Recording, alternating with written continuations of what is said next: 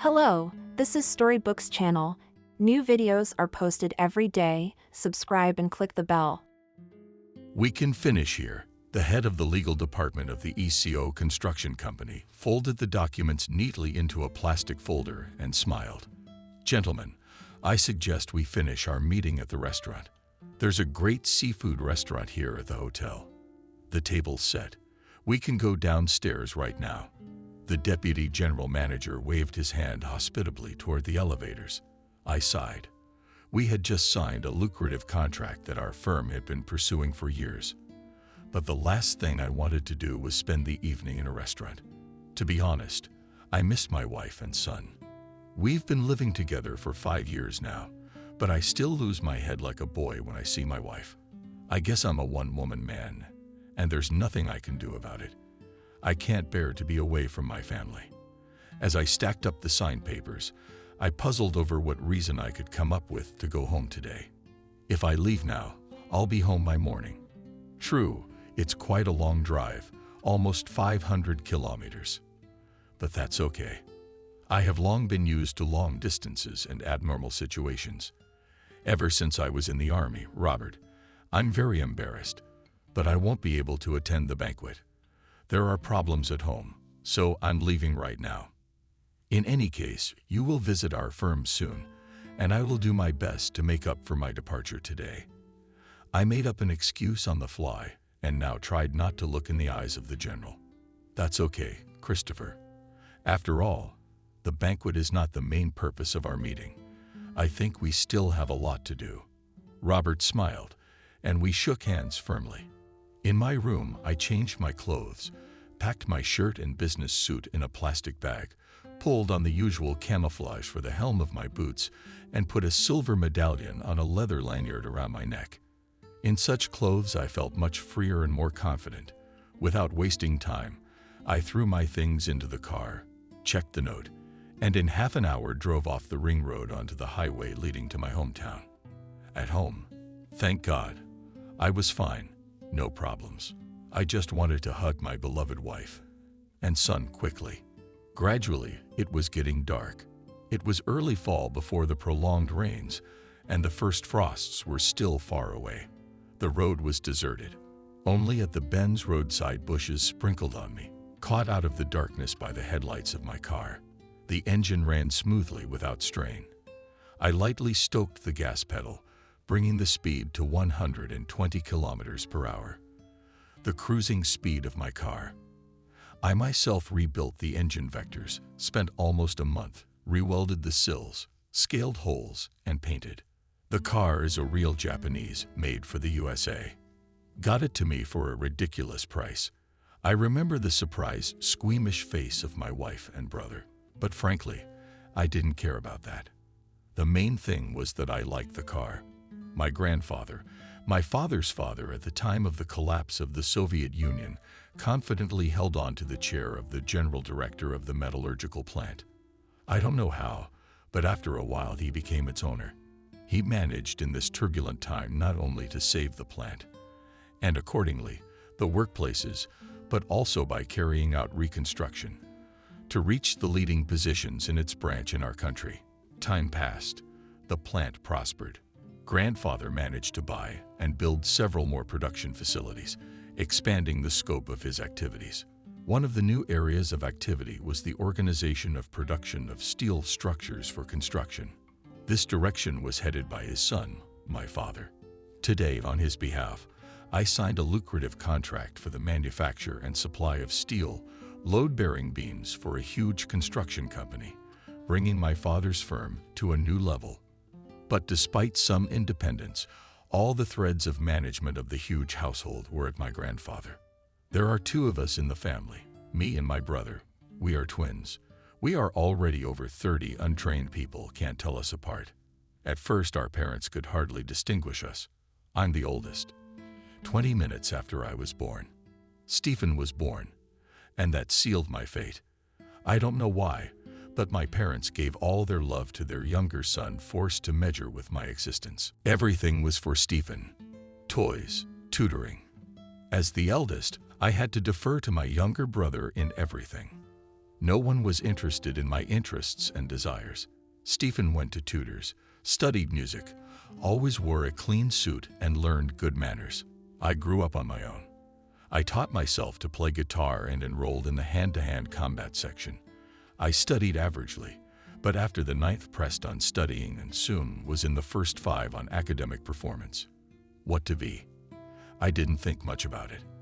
I was easily given to exact sciences, and I was going to enter the Mechanical Engineering Institute. But life arranged otherwise. In 11th grade, I fell in love. The girl was wonderful. Our relationship was extremely serious, and we decided to get married right after school. Adriana was also going to university. We decided to be a couple and live together in a dormitory. They were willing to give us a room. I took everything into account, except one thing.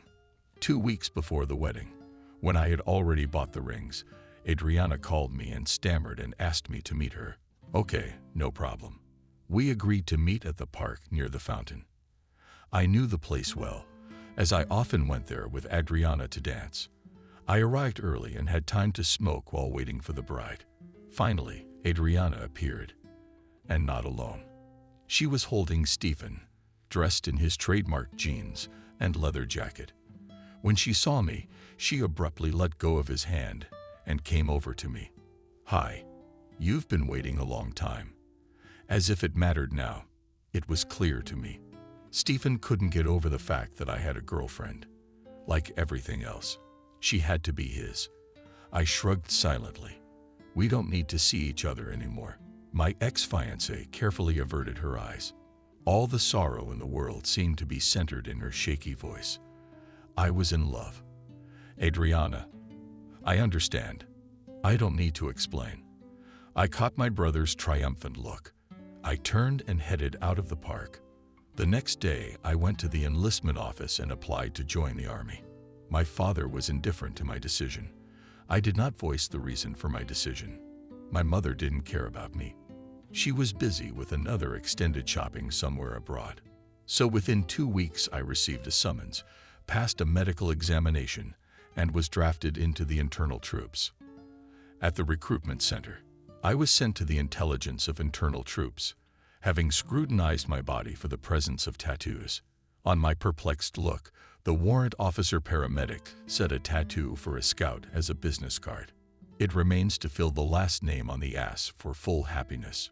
Remember, kid, tattoos are for prisoners, morons, and prostitutes. And so began my service in intelligence. I was a tough and stubborn guy. Soon I began to do well in the service. By the end of the first year, I was already a sergeant, a squad leader. I tried to study military science well. I finished sniper courses, learned to drive a car in extreme conditions. I achieved good results in hand-to-hand combat. I was offered to take tests for the right to carry a green ticket. I passed them the first time. Several times I was in hot spots as part of my company. For participation in one operation, I was even awarded the Medal of Honor. I don't know for what reason my call sign was a connecting rod. It happened 2 months before the end of my service. I was ordered to take an artillery adjuster to an observation post and cover him while he worked. The winter sun was already rolling toward sunset. It got very cold. Breathing scouts. Fog beat between the leafless trees, sticking out here and there on the slope, from where the adjuster dictated the coordinates of the targets. Finally, the crimson sun was finally hidden behind the horizon, which meant that not a single ray of it could give us away, repelling the attack through binoculars or telescopic sights. In the distance, a mountain river rushed southward with a gray ribbon. On its left bank, the enemy was concentrating its forces. The task of the squad was as simple as a song, to stay undetected for as long as possible, and to identify enemy targets as much as possible, and to get away as quietly as possible. Further worked artillery. The adjuster was already finishing to transmit the coordinates. The target, as on us from the rear, struck a machine gun. Bullets with a horse crashed into the world-evil ground. Around me shrieked and dropped his head adjuster. I snapped back with short bursts from my Kalashnikov rifle, trying not to let the enemy get too close. It was completely dark, and I could barely make out the silhouettes of the enemy. I tried to contact the company commander over the intercom, but there was only crackling in my headphones. The enemy is competently jamming our frequency, not giving the opportunity to establish a stable connection from our side. No one was firing anymore. My fighters were probably all killed.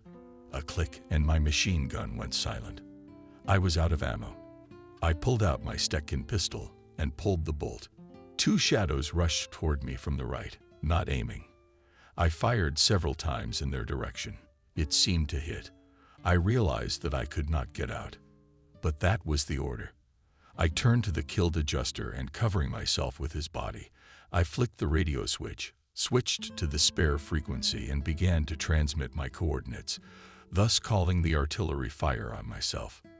The machine gunner detected my movement and opened fire again. I felt the bullets pounding into the dead body. I wasn't scared. I was just mentally dead already, clearly realizing that only a miracle could save me. The last thing I remembered was the whistling of shells and the rumble of bursts all around me. Then the remnants of my squad made their way to me and pulled me stunned to the rear. I didn't even have a scratch, just a slight contusion. Apparently, God still needed me for something. Just before I was discharged, we who survived that battle at a jeweler we know, we ordered medallions as a souvenir. The material we had was a broken silver cross we found in a ruined Orthodox church, enough for everyone. Only 7 people survived that battle. The time of service flew by quickly, and I was soon demobilized. I took away with me the medal for bravery at the station. To my great surprise, I was met by Zarek former fiancée. Adriana frantically clutched at the sleeve of my camouflage and sobbed hysterically, asking for forgiveness. I even felt a little sorry for her, but I ripped her fingers with red-painted nails from the sleeve and, without saying a word, walked to the cab stand. She remained standing on the platform, hands clasped in despair, looking at me with tearful eyes. "You can't forgive traitors." Yeah, I guess her life with my majority didn't work out. Brothers, my parents had moved to a mansion outside of town.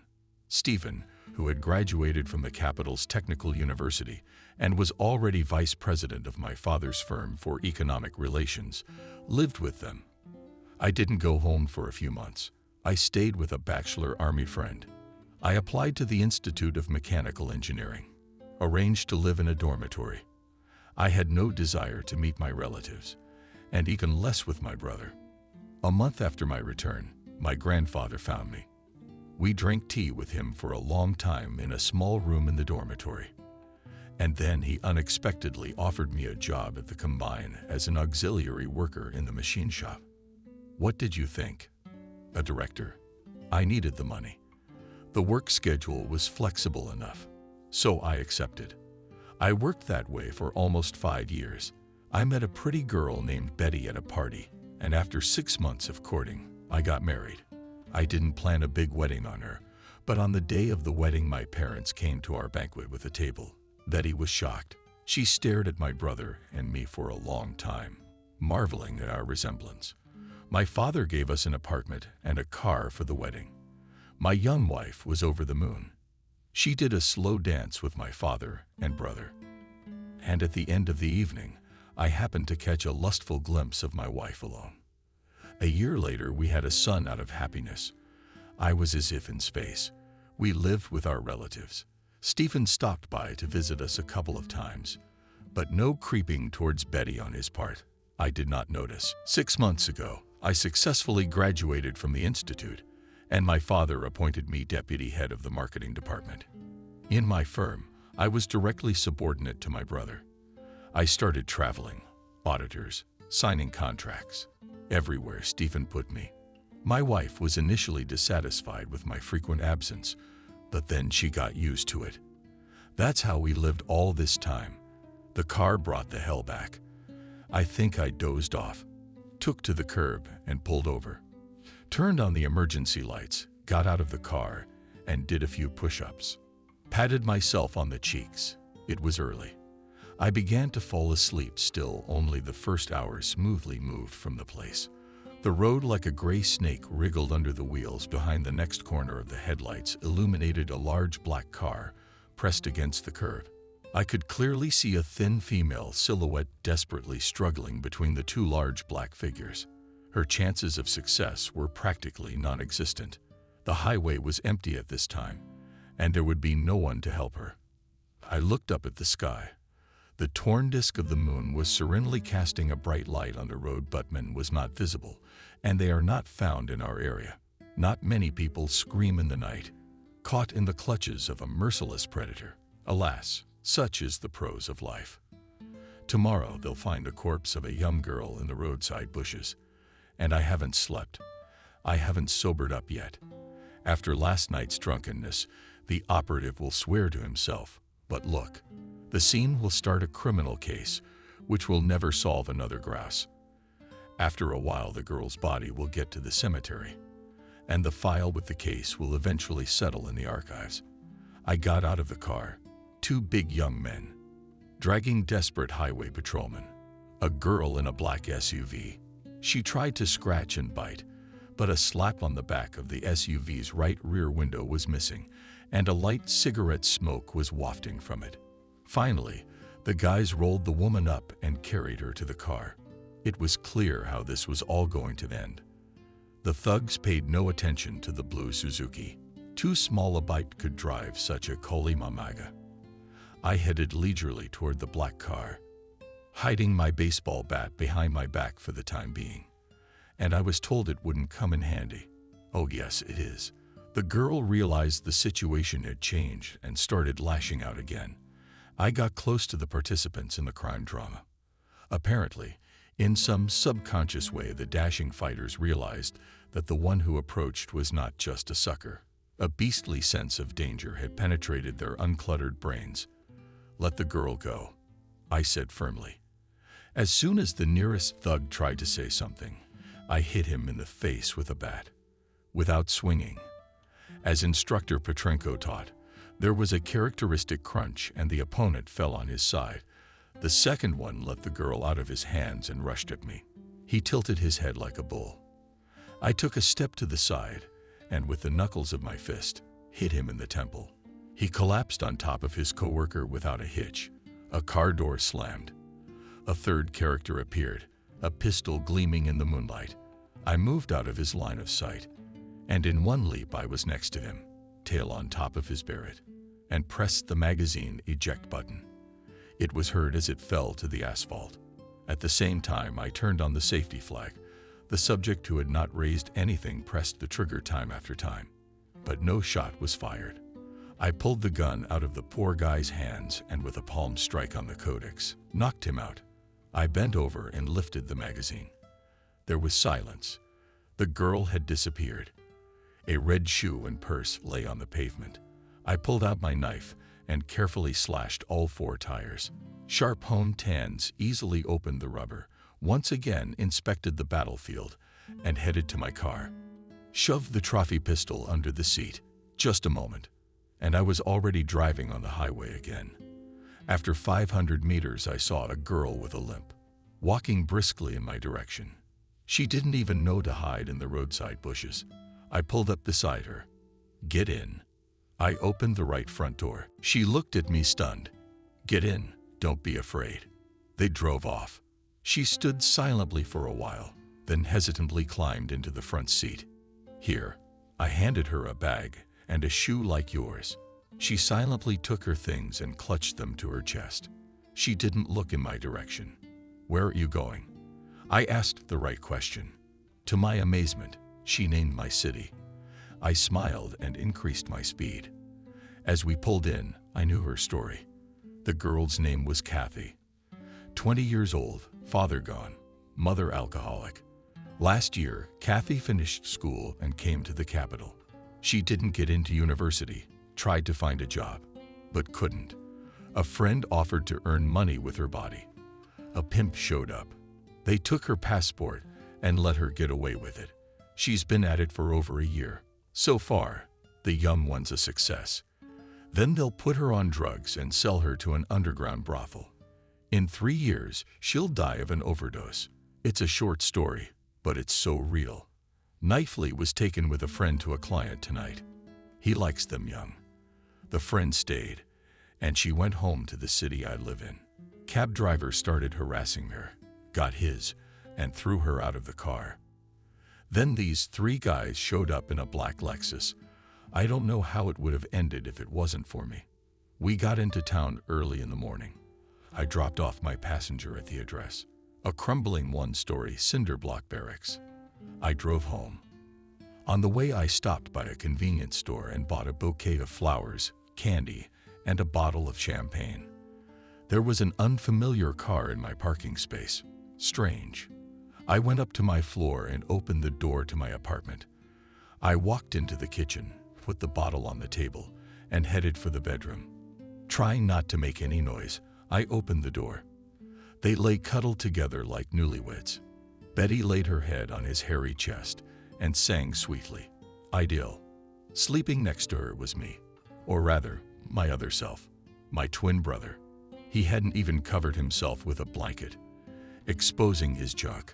I went back to the kitchen and opened the champagne, then went back into the bedroom and started pouring the sweetness of the privates. Betty woke up, and when she saw me, she rolled off the bed, scooting into the corner. Christopher, don't, I'm begging you. She didn't scream, she squealed. I'm breaking into a falsetto. Stephen, seeing me, smirked and without covering himself, got up and stretched. You're early. I grabbed his throat with one hand. I just had to squeeze his fingers, and that was it. You gonna kill me? My brother had a cocky smile on his face. She's been my woman for a long time. I'm just taking what's mine. I shifted my gaze to Betty. My wife grabbed her knees and went into a sobbing fit. I'm sorry. Like an incantation, she repeated. I only love you. I wish I knew what such love was called. Then it hit me. You've been together a long time. I looked at Betty enough to give birth to a son for her, Stephen answered. I felt like I'd been hit over the head with a sledgehammer by a son. Daima, isn't that my son? I suddenly began to choke. Everyone knows that but you. Stephen laughed. Let me go. He threw my arm away. My punch to the jaw lifted his body off the floor. Stephen flew across the wide bed and collapsed, hitting his head on the wall. Only his bare feet were sticking out of the bed. Betty was already calling someone on his cell phone from his corner. Get over here as soon as you can. Christopher's here. My first instinct was to get out of here as fast as I could. I couldn't be in the same room with these assholes, with a wife who'd been having an affair behind my back for nearly 5 years, and Stephen the bastard. I couldn't call him a brother. I didn't want to get into the philosophy of family relationships. I just had itchy fists. I even became afraid that I would just kill her first, and then this thing that had taken over the body of my favorite woman. I went to the kitchen and poured a glass of vodka, which was in the refrigerator. I was going to drink it, but stopped and put the glass on the table. One should drink with joy, not with grief. Something told me I needed to stay sober, and this wouldn't be the last time. On this day, I was right. The front door slammed, and my parents came panting into the apartment. I sat in the kitchen and looked out the window, gathering what little strength I had left to calm myself down. My father came into the kitchen. Where's Stephen? What did you do to him? I expected all sorts of things, but not this kind of concern. Sebastian, Stephen is here. Mother's voice came from the bedroom. My father rushed into the bedroom, and there was a commotion. Apparently, they were bringing my wife's lover to his senses. I shook myself out of everything. I didn't care what happened next. I saw no sympathy for my father, only concern for the fate of his favorite son. He and my mother knew everything. Knowing full well about the bastard's connection to my wife, they knew about my son, knew and kept quiet, or worse, knew and supported him. I felt so disgusted I wanted to vomit. My machine began to calculate my next steps. The fact that my marriage was over was clear. The job was over too. I couldn't see that thing that used to be my brother every day. I had to move out of my apartment. It's a mess. Aside from my car, Betty quietly slipped into the kitchen. "Christopher, it's your brother." I couldn't resist. "You two look exactly alike." "Dimka, you're not a stranger's nephew either. You won't leave us." "Christopher, don't be silent." Betty grabbed my legs. "Do you want to beat me?" "Not at my place." I was so squeamish I got up and went to the window. The sun had already risen, and its rays were bouncing off my wind-up car parked right under the window. I was finally able to pull myself together. The true reasons for my long business trips became clear. While I was away from home, at the business of the firm only had a break with my wife. My parents came into the kitchen. "Christopher, don't make a tragedy out of what happened. We're one family, and we have to stick together. Dad started it. Don't make any rash decisions. I've already made my decision. I just have one question. You knew about everything. You knew the son wasn't mine." I spoke calmly, even casually. Not a muscle in my face quivered. The father was silent. Mother cried quietly. Everything was clear. "It's Stephen, my favorite son. How could you deprive him of another toy?" But Betty, why did she fall in love with me for money? Or did she fall in love so passionately that she decided to have another man's baby? Or just a woman's stupidity? I silently headed out into the hallway. My father tried to block my way. "You're not going anywhere." He grabbed my sleeve. "Take your hand away." He sensed something in my voice and quickly removed his hand. "I'm leaving. Don't try to contact me. You don't have a second son. I never had one. I'm filing for divorce today." I looked at Betty and the paternity suit.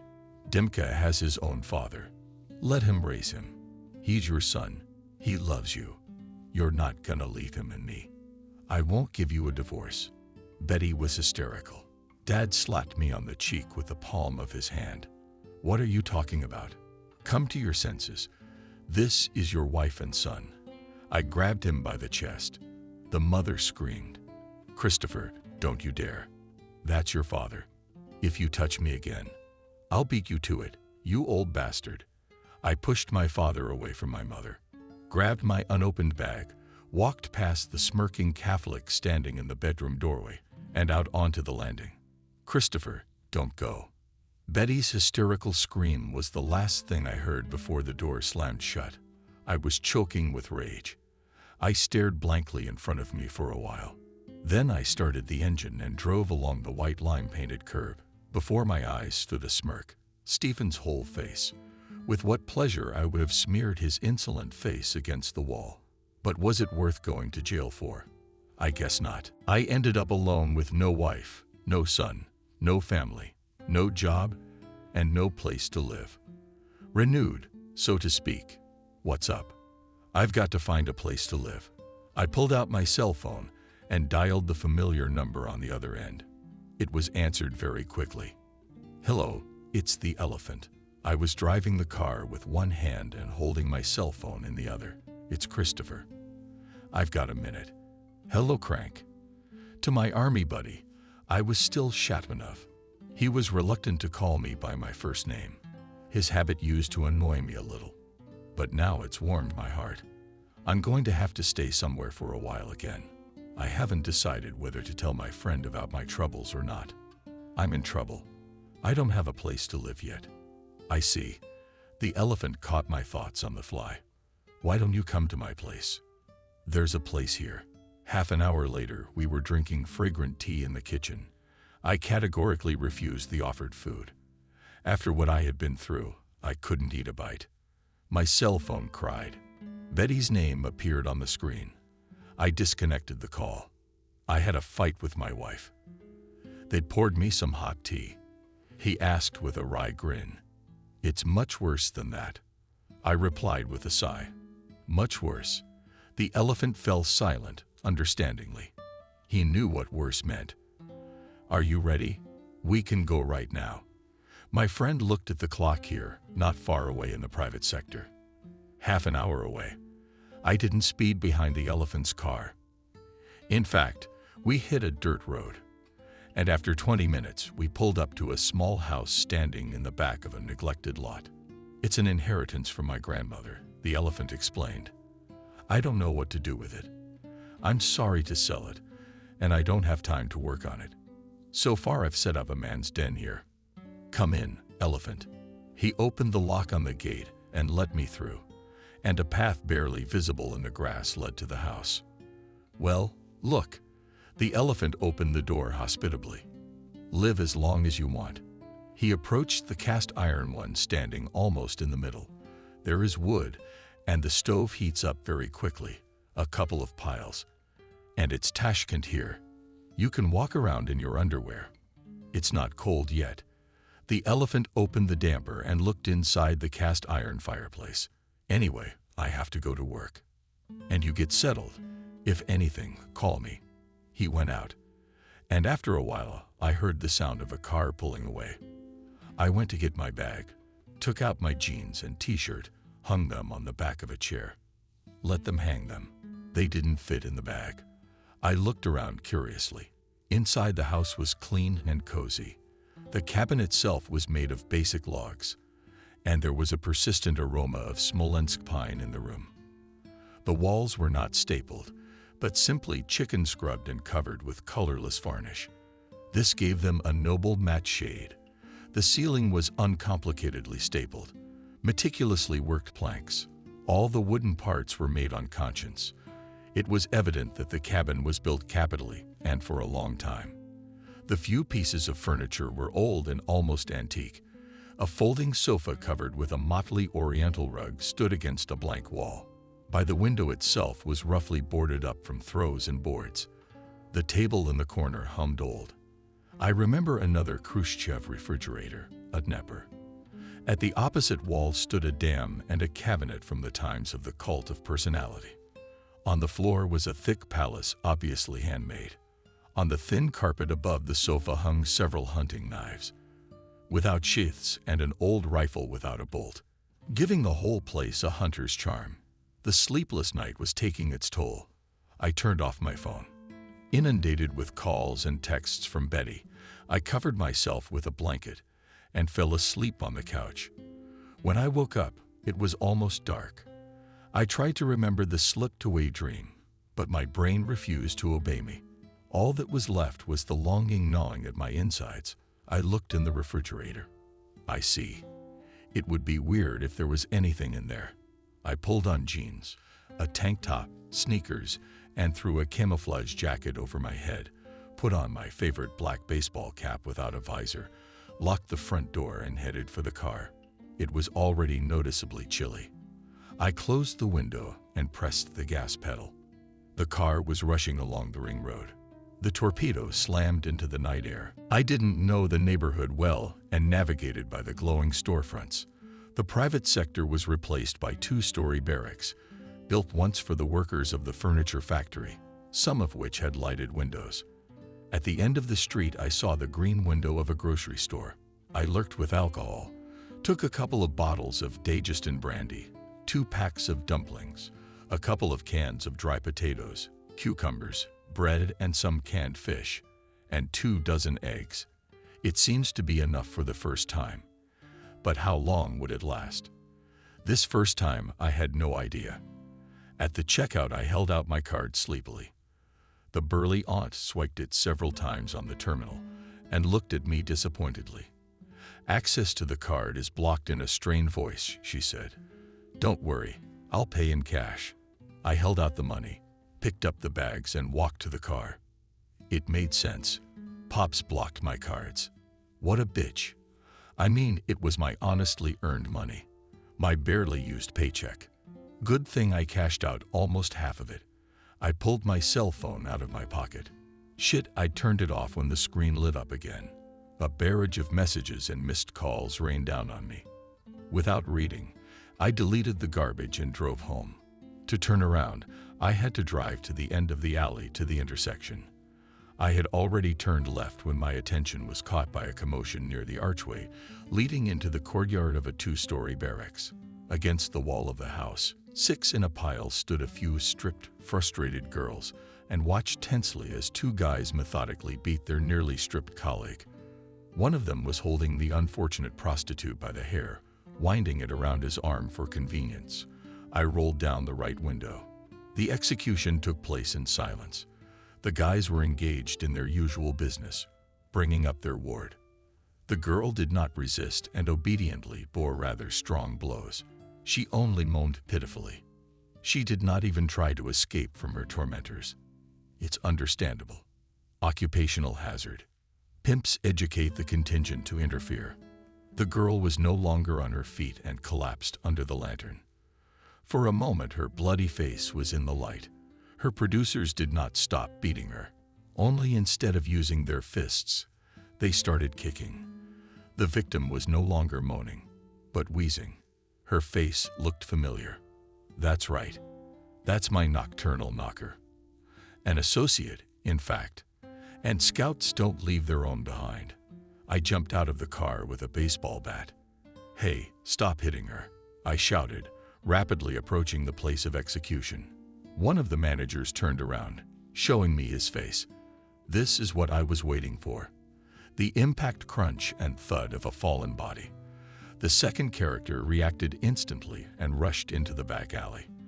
But my rage was looking for an outlet, and I caught up with him in 2 jumps and hit him on the spine with the bat. The pimp collapsed under the leather. Such a blow makes the legs fail. The fallen man lay on the asphalt, drooling bloody drool and with taut lower limbs.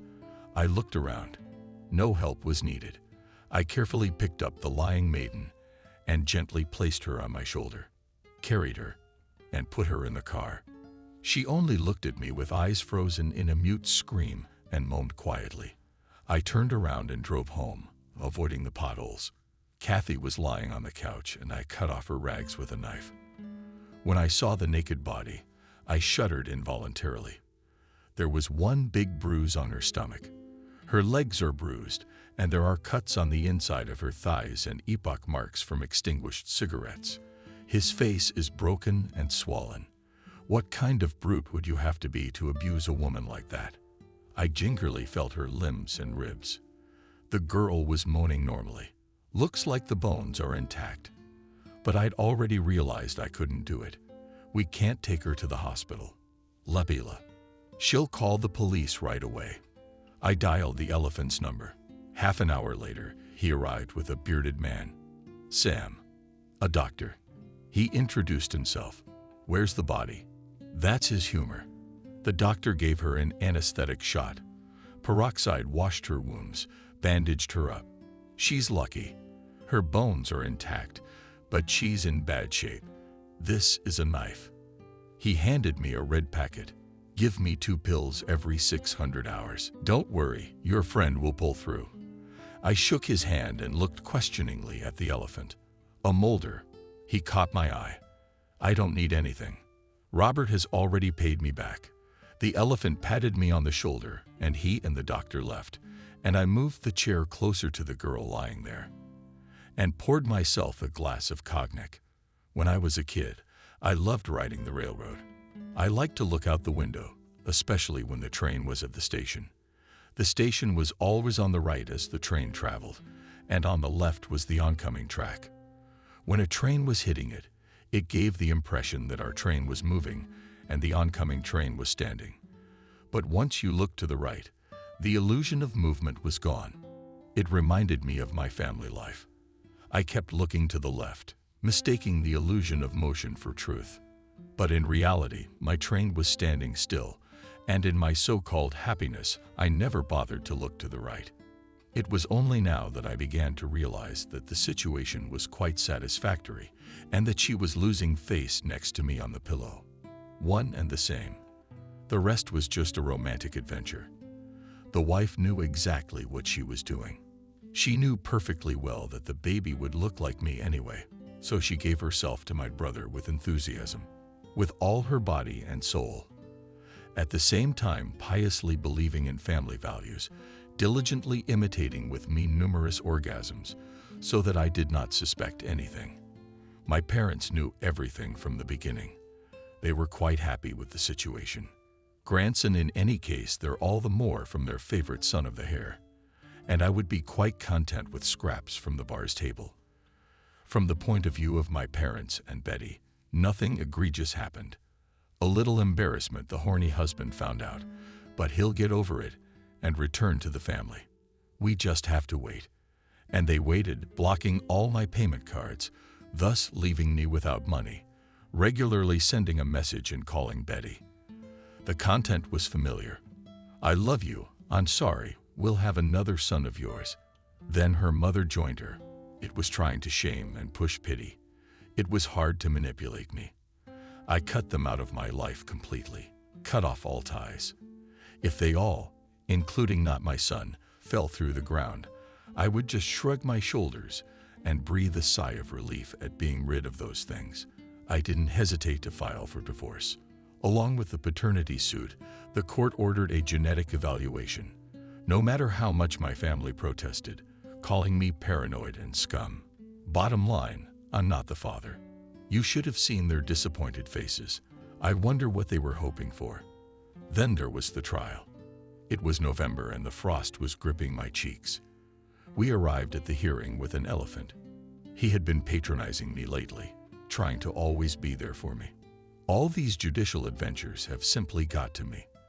The judge listened attentively to all the streams of lies and dirt that my former relatives diligently poured on me. When Stephen was given the floor, she perked up. A semblance of a smile appeared on her face. She kept shifting her gaze from him to me. The family's lawyer was jumping out of his pants in his closing argument, blaming me for everything that had happened. Then I was given the floor. I didn't hire a lawyer. I didn't want anything from them. I left everything. The former apartment, the car, left my father's company, and did not claim the inheritance. I didn't know my grandfather's position. He was abroad all this time and did not seem to be interested in family problems.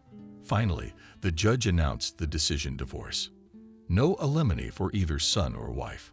I am not the father. The judge also advised me to sue the father's company for severance pay from my earnings for the last month of employment.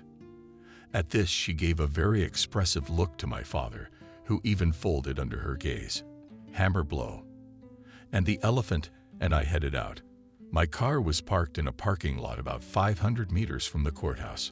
On the way, the elephant ran to the store to buy some brandy to celebrate his freedom. I was taking my time walking to the car when I heard it over my ear. Satisfied bastard. A hard blow from behind knocked me off my feet, and I fell forward, barely able to put my hands in front of me. I didn't realize what had happened. The toe of a shoe slammed into my face. My eyes went black, and I fell on my back. Stephen was leaning over me. Next time, I'll kill you. He almost screamed as my father ran to pull him away from me, but my ex-brother managed to kick me in the side with his shoe. Betty came running toward me screaming. She knelt down and tried to lift my head to stop the blood coming out of my nose. Honey, are you hurt? I almost threw up at those words, and I quickly pulled myself together.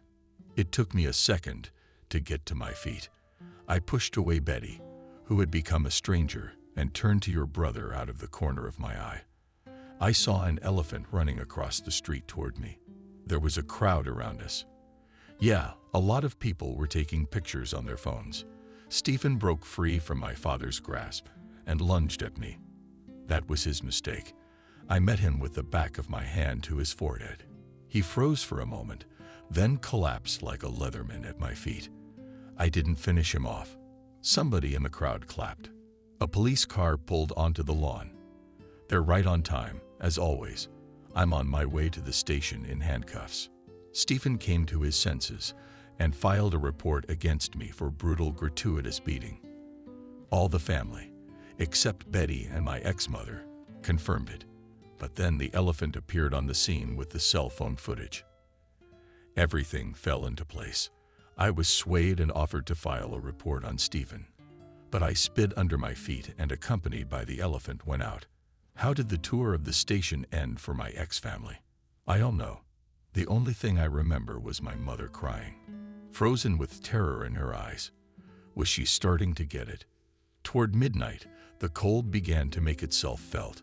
It brazenly crept under the plate, or the hall of my bare heels with a cold tongue. I looked at the couch. The girl was sleeping quietly in a dream. I carefully adjusted the blanket, crawled down. Went outside. The full moon brightly illuminated the yard, then green color. I threw a few small ones on the curve of my arm. Pulled a shuck, added a couple of cracklings for the stack, and went back into the cabin. A few minutes later, the stove hummed. Nodding burning wood and filling the room with the smell of smoke, it immediately became cozy and warmer. I took cognac out of the refrigerator and poured myself another half glass. Immediately, I wanted to sleep. I sat down in an armchair and detached myself from the reality of where I was. I was awakened by Kathy's loud cry. "Don't worry, you're at a friend's house." I tried my best to calm the girl down. She flinched at my voice and tried to tuck her legs in. I guess she involuntarily caused the pain because she moaned loudly. She looked at me and tried to remember where she knew me from. "I gave you a ride into town last night. My name is Christopher. I met you. Remember, I spoke softly so I wouldn't scare her," and where she was afraid to phrase her question. "Your friends, they're gone and hopefully never will be again. You need to lie down for a while, and then you can leave if you want to." I handed her a leg. "Take a pill." Kathy looked at me. She looked like she was expecting another one of life's tricks, now in my face. "How did I get here?" "I brought you here. I'm kind of in charge of you now. Don't worry, just accept it. It's hard for me to explain the obvious to you." I smiled. "You hungry?" I put a skillet on the stove, and soon the room smelled of food. Kathy ate quickly, as if she was afraid I would take it away from her. I made tea from the elephant supply, and having judged it beforehand, handed the cup to the girl. Then I helped her to the bathroom and made her comfortable on the couch again, covered her with a blanket. Soon she fell asleep. In the evening, the elephant came and dropped off the groceries, reported the situation. "No one is quiet in the city." I ran it through the guys. "No one is looking for her." He nodded at the sleeping Kathy. A week later, Kathy started getting up, and after another 5 days, hiding her eyes, she asked if I could leave. "Sure. No one's keeping you. Can you go right now?" I turned away and continued peeling potatoes. I had a craving for fried potatoes, so I'll cook for myself and the elephant. I didn't care if the girl stayed or not. I'd say her leaving took away a lot of problems, so good riddance. Kathy stood in the middle of the room, covered with a sheet and holding the remains of her dress. I rummaged through my bag and pulled out my tracksuit. "Take it." "Day, can you take my jacket?" "Wait." I rummaged through my closet. On the bottom shelf were some old women's shoes. "Maybe they'll fit."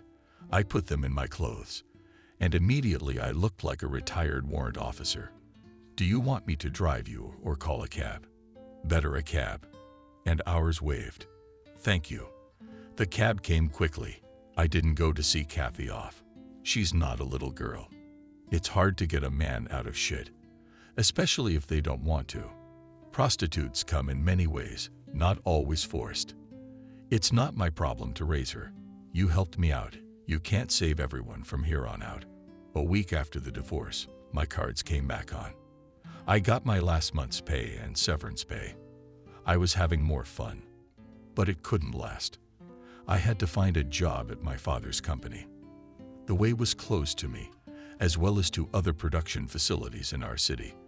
I tried several times to inquire about a job, but as soon as I heard my name, the personnel officers fell into a stupor and shut up, making it clear that the conversation was over.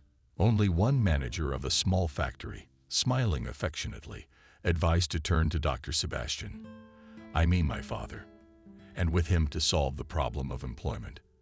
Anyway, my ex-family had me in a tight squeeze. In the end, the elephant managed to get me a job at a small car repair shop on a small salary. Its owner was too low-flying and didn't fall within the circle of interest of my ex-brother and his daddy.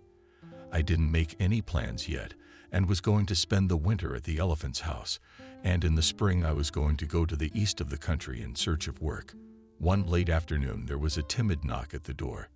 I looked at the wall clock. The first hour was a little late. Outside the door was her life from the cold. "Kathy." May I come in? Come in. I shivered. The girl held a bag and was wearing my camouflage jacket. She walked to the stove and held out her aged palms. How's business? How's business? I said ironically. I'd like some tea. I handed her an aluminum mug, fresh over emergency almost black tea. Kathy drank the tea, trying not to look in my direction. There was a pause. Christopher, I might as well stay. She sighed heavily. What's wrong? You have a room, don't you? I put a candy bar in front of the guests and moved a stool.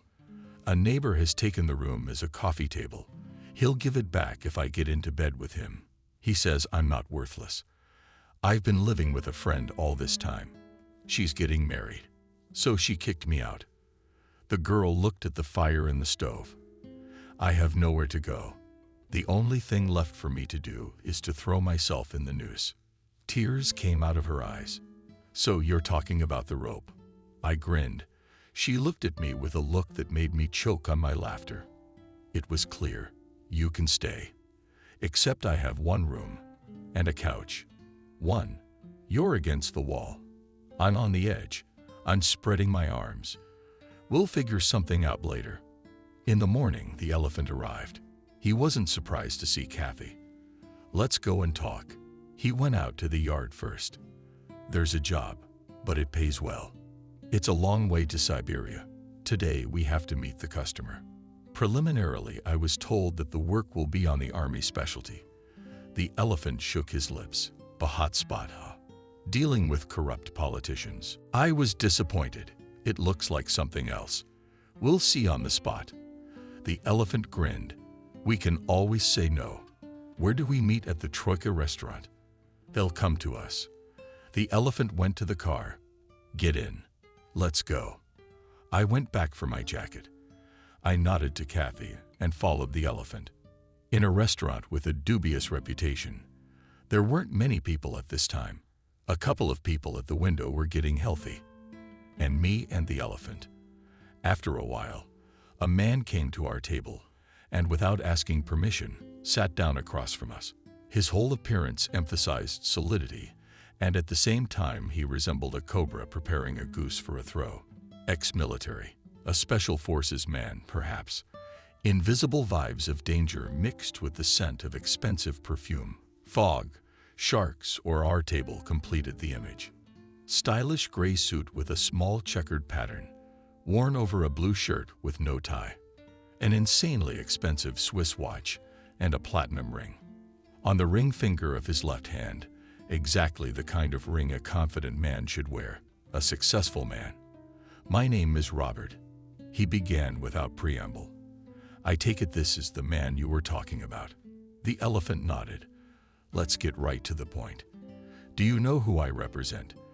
The master is getting married.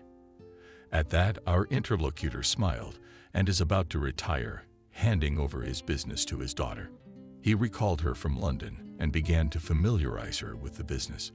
For this purpose, he sent her to eastern Siberia to the gold mines.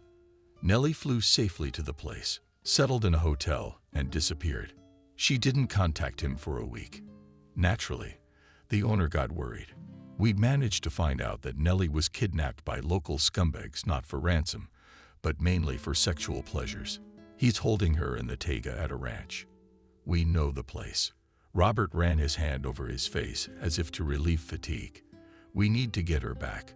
We've got to clean everybody out first. You know what I mean. Unfortunately, we don't have specialists of your caliber. Is that why I'm here?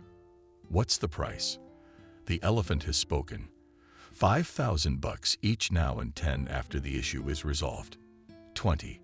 And you can do whatever you want with us. In the words of a movie character, the elephant replied. Agreed. The man nodded. When do we leave? Elephant took a sip of coffee that had already cooled down. Yesterday, do not take anything with you. You will get everything on the spot. You'll be met and given a guide. Here's the money. Robert looked at me too closely and pushed 2 envelopes in our direction. A car will pick you up in 2 o'clock. He stood up and, without saying goodbye, headed for the exit. He was quickly followed by two drunkards sitting by the window. "We're going away for a while. You'll stay in charge." Kathy shuddered. "Do you drive a car?" She nodded. I put the keys on the stool. "Take mine. They're gonna ask about us. If they do, you don't know anything. They just disappeared, that's all." I instructed my apartment. "I'll leave you the money." I put 1,000 Baku rubles next to the keys. "That'll be enough until we get back. But I have to go." I picked up my bag and headed for the door. "Christopher, wait." The girl came right up to me. "You just come back. You hear? Please come back." She threw her arms around me and snuggled into me for a second. I could taste the kiss on her lips. In her eyes, I could see more than just the sadness of parting. It all happened very quickly. I came to my senses when she made me see her off like that for the first time in my life. We got there without adventure. From the airport, we were taken to a local club. Misleadingly referred to as a hotel, we dropped our bags and went for shells. Robert wasn't lying. We were picked up winter camouflage, white robes, wide taiga skis. We took 2 Kalashnikov assault rifles with a silencer, a Stetkin pistol, a couple of tactical backpacks, complete with an unloader, winter boots, gloves. In general, everything that could come in handy in the taiga. In violation of the instructions, I even managed to run through the local market from Samalki. I bought an antique stiletto for a ridiculous amount of money. In disgraced camouflage torn jeans, a perfect weapon in close combat. What brings him to this neck of the woods? Hard to imagine. We managed to sleep for 3 hours. How? A protective colored UAZ truck came to pick us up. We drove about 160 kilometers. Then we turned onto a country road. After 30 kilometers, the car stopped on its own. The driver helped us take things out of the trunk, turned the UAZ and left the taiga on skis. A man in a warm jacket with a rifle over his shoulder came out. "This man, your guide." He introduced himself. I nodded. The elephant and I jumped around a bit. Our shell made no noise. We skied and followed each other with the guide away from the road into the thicket. The night was frosty. Already habitually fastened skis, we trampled a track along the snowfield in the taiga. There was a ringing silence. It was as if she was asleep. It was covered with icicles and hoarfrost. In the clear night sky hung a full green-blue moon, illuminating the forest. So clearly each tree stood out, and the number of stars was innumerable. You could pick needles. We had been walking for many hours through these wild places, carefully avoiding the trampled paths of hunters. If my heart were calmer, I could blissfully admire the beauty of the night. But my knees were dying from fatigue, and sticky, salty sweat was pouring down my face. I took a gulp of saliva, fixed my backpack, pulled the belt of my automatic rifle, and continued on my way, trying not to lose the back of the guide in the darkness. Gathering on the road, the elephant and I took with us only the essentials, some dry rations, matches, and a few horns with ammunition. On my belt, I had a tactical knife stiletto, bought recently at the flea market. I strapped it to my right hip. Its camouflage, torn sheath blended in with the color of my pants. It was almost impossible to see it there. It's a great thing for people who understand. We're supposed to reach our target just before dawn. Well, calculations are calculations, and we had to walk by panic of my wife, snow-covered virgin, and fatigue by the middle of the night had already piled up a lot. And at dawn, there is still the main work to be done.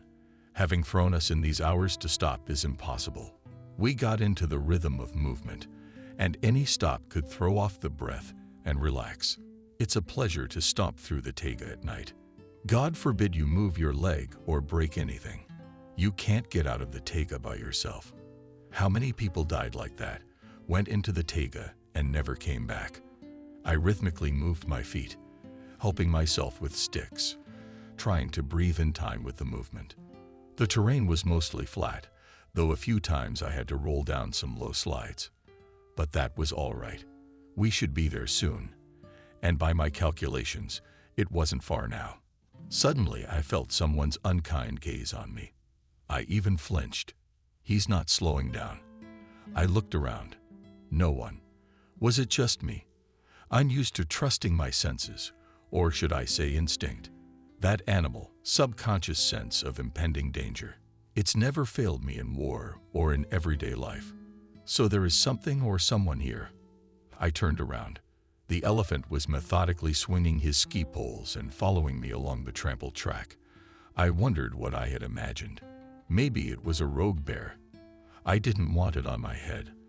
I switched to light running, trying to keep a close eye on the road and the sides, just in case I took the safety off the automatic rifle. The cartridge was in the cartridge, so in case of what there is something to meet. Suddenly, the guide stopped and raised his hand. I cautiously drove up and stopped beside him. "There is someone here," the alien hunter said quietly.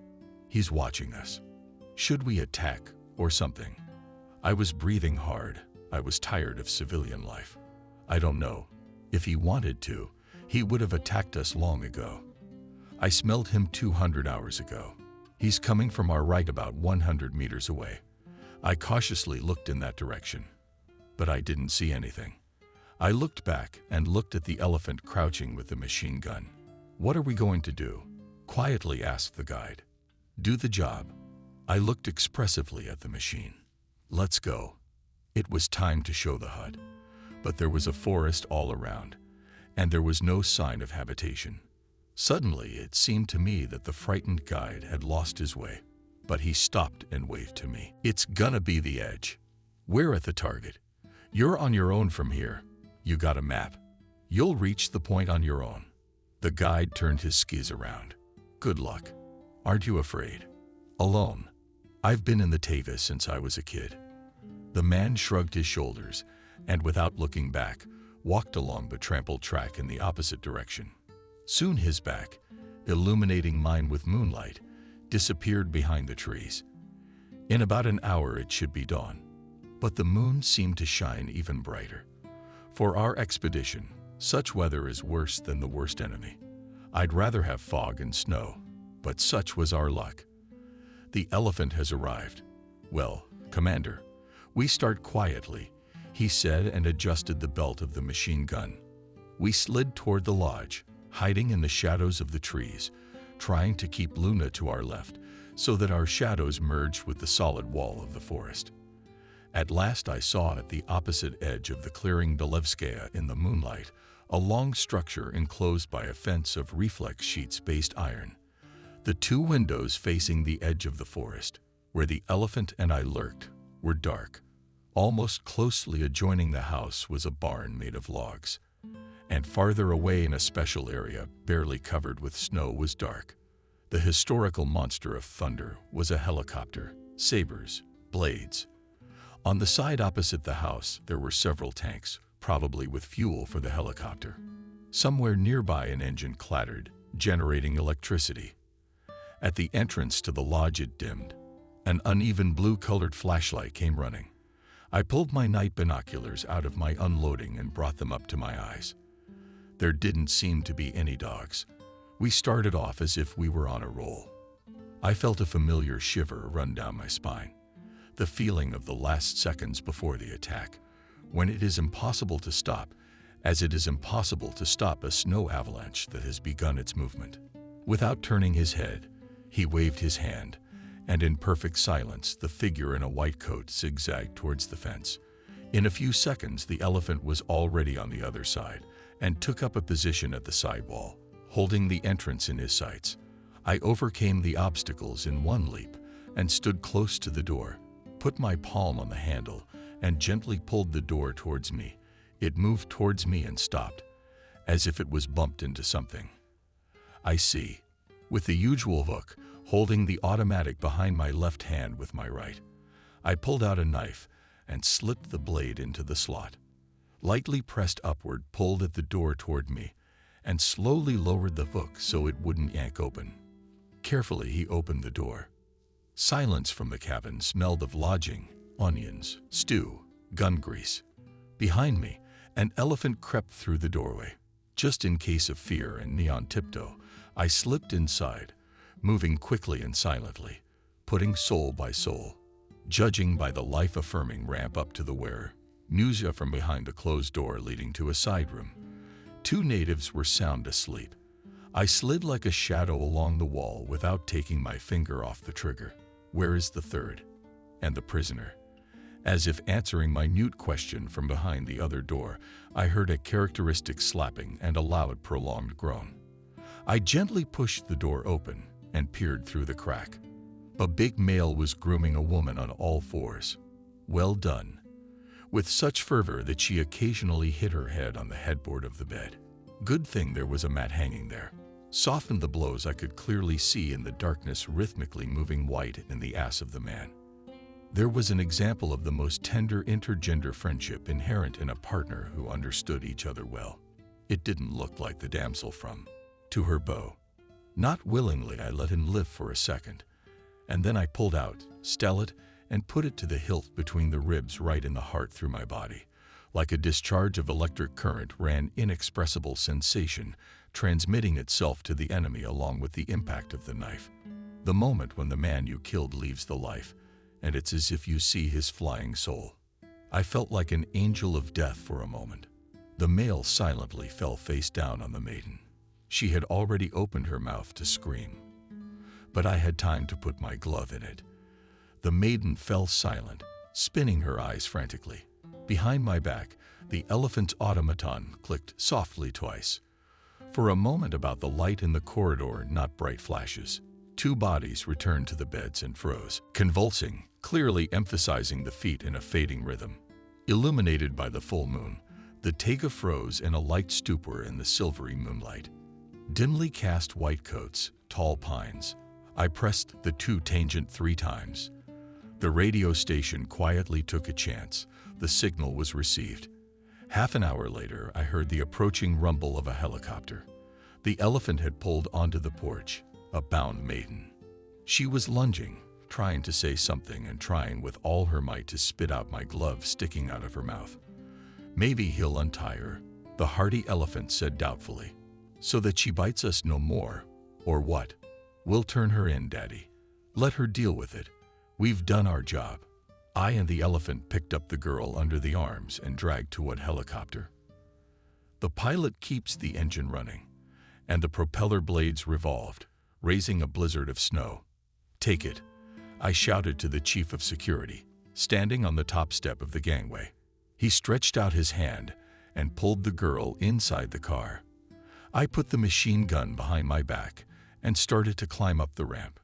Robert shouted something from behind my back, and a shot rang out very loudly. I was hit in the shoulders with a sledgehammer, and the light went out. Consciousness came back in pieces. First I felt my legs, then my arms, then a piercing cold. When I lifted my eyelids, a blinding white light, bright and sharp as an awl, struck my eyes. I blinked a few times. I could see nothing. Recent events pulled out of memory: Zanka girl, a helicopter, and a shot in the back, something behind the rustle and the side. Are you awake? The elephant had no choice of words as usual.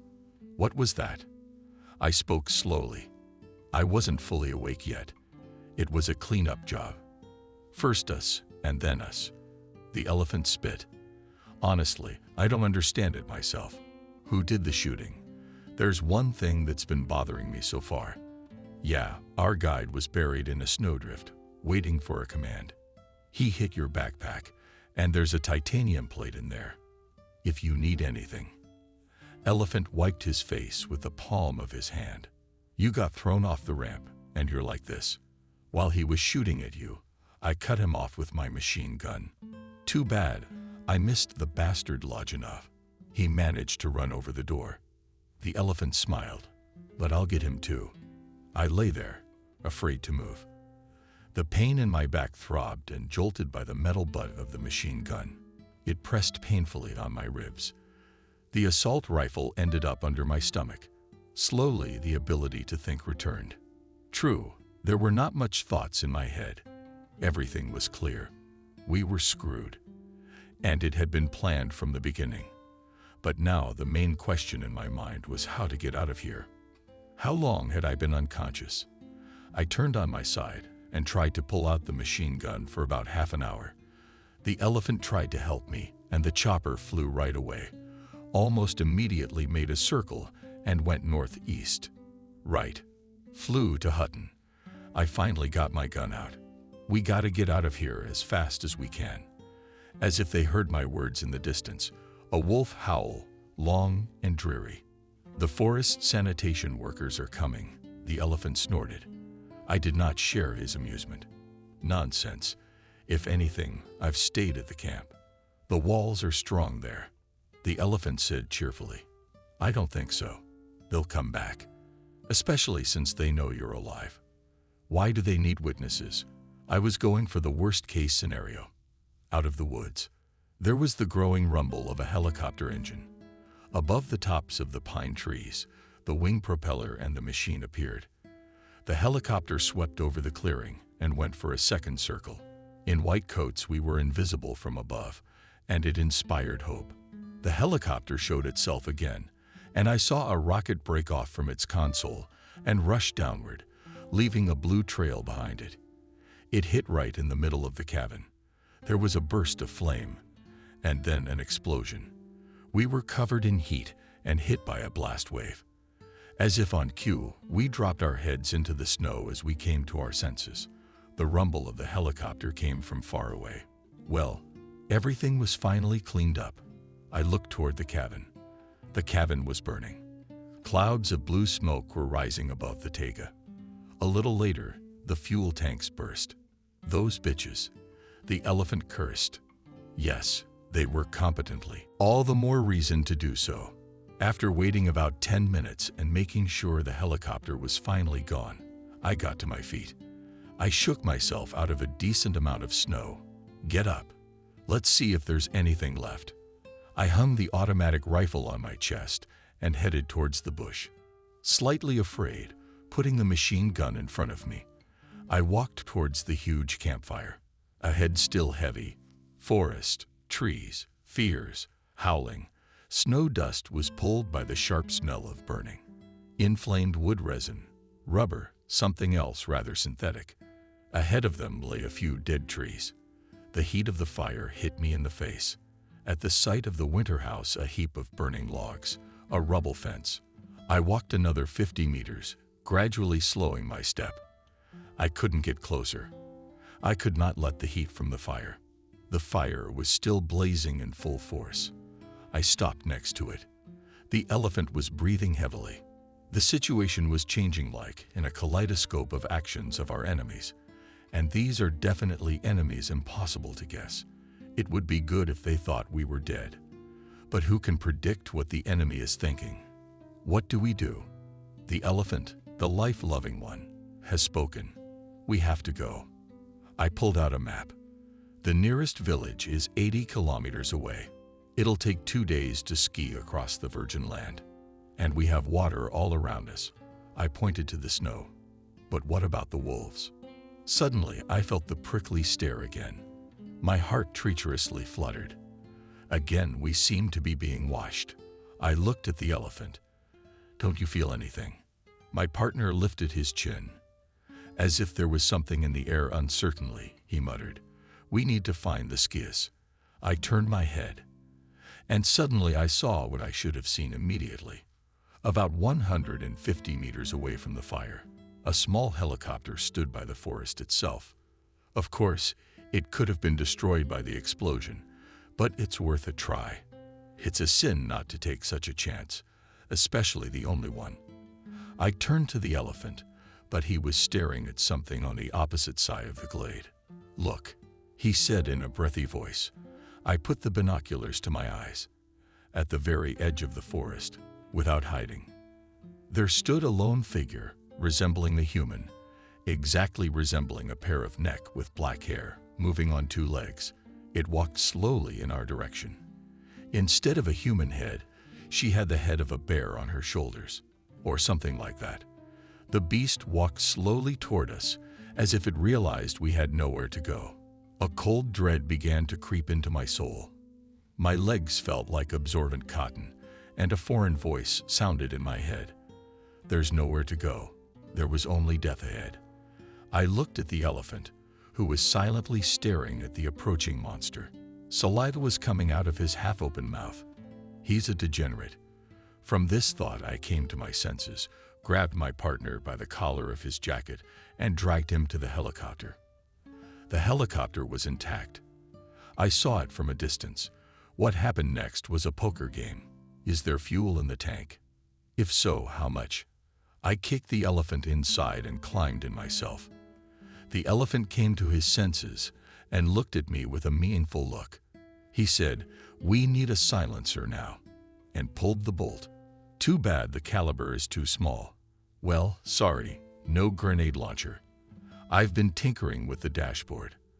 I've never seen a helicopter like this before, but all machines like this have the same controls. Give me the ignition key and I'll need one.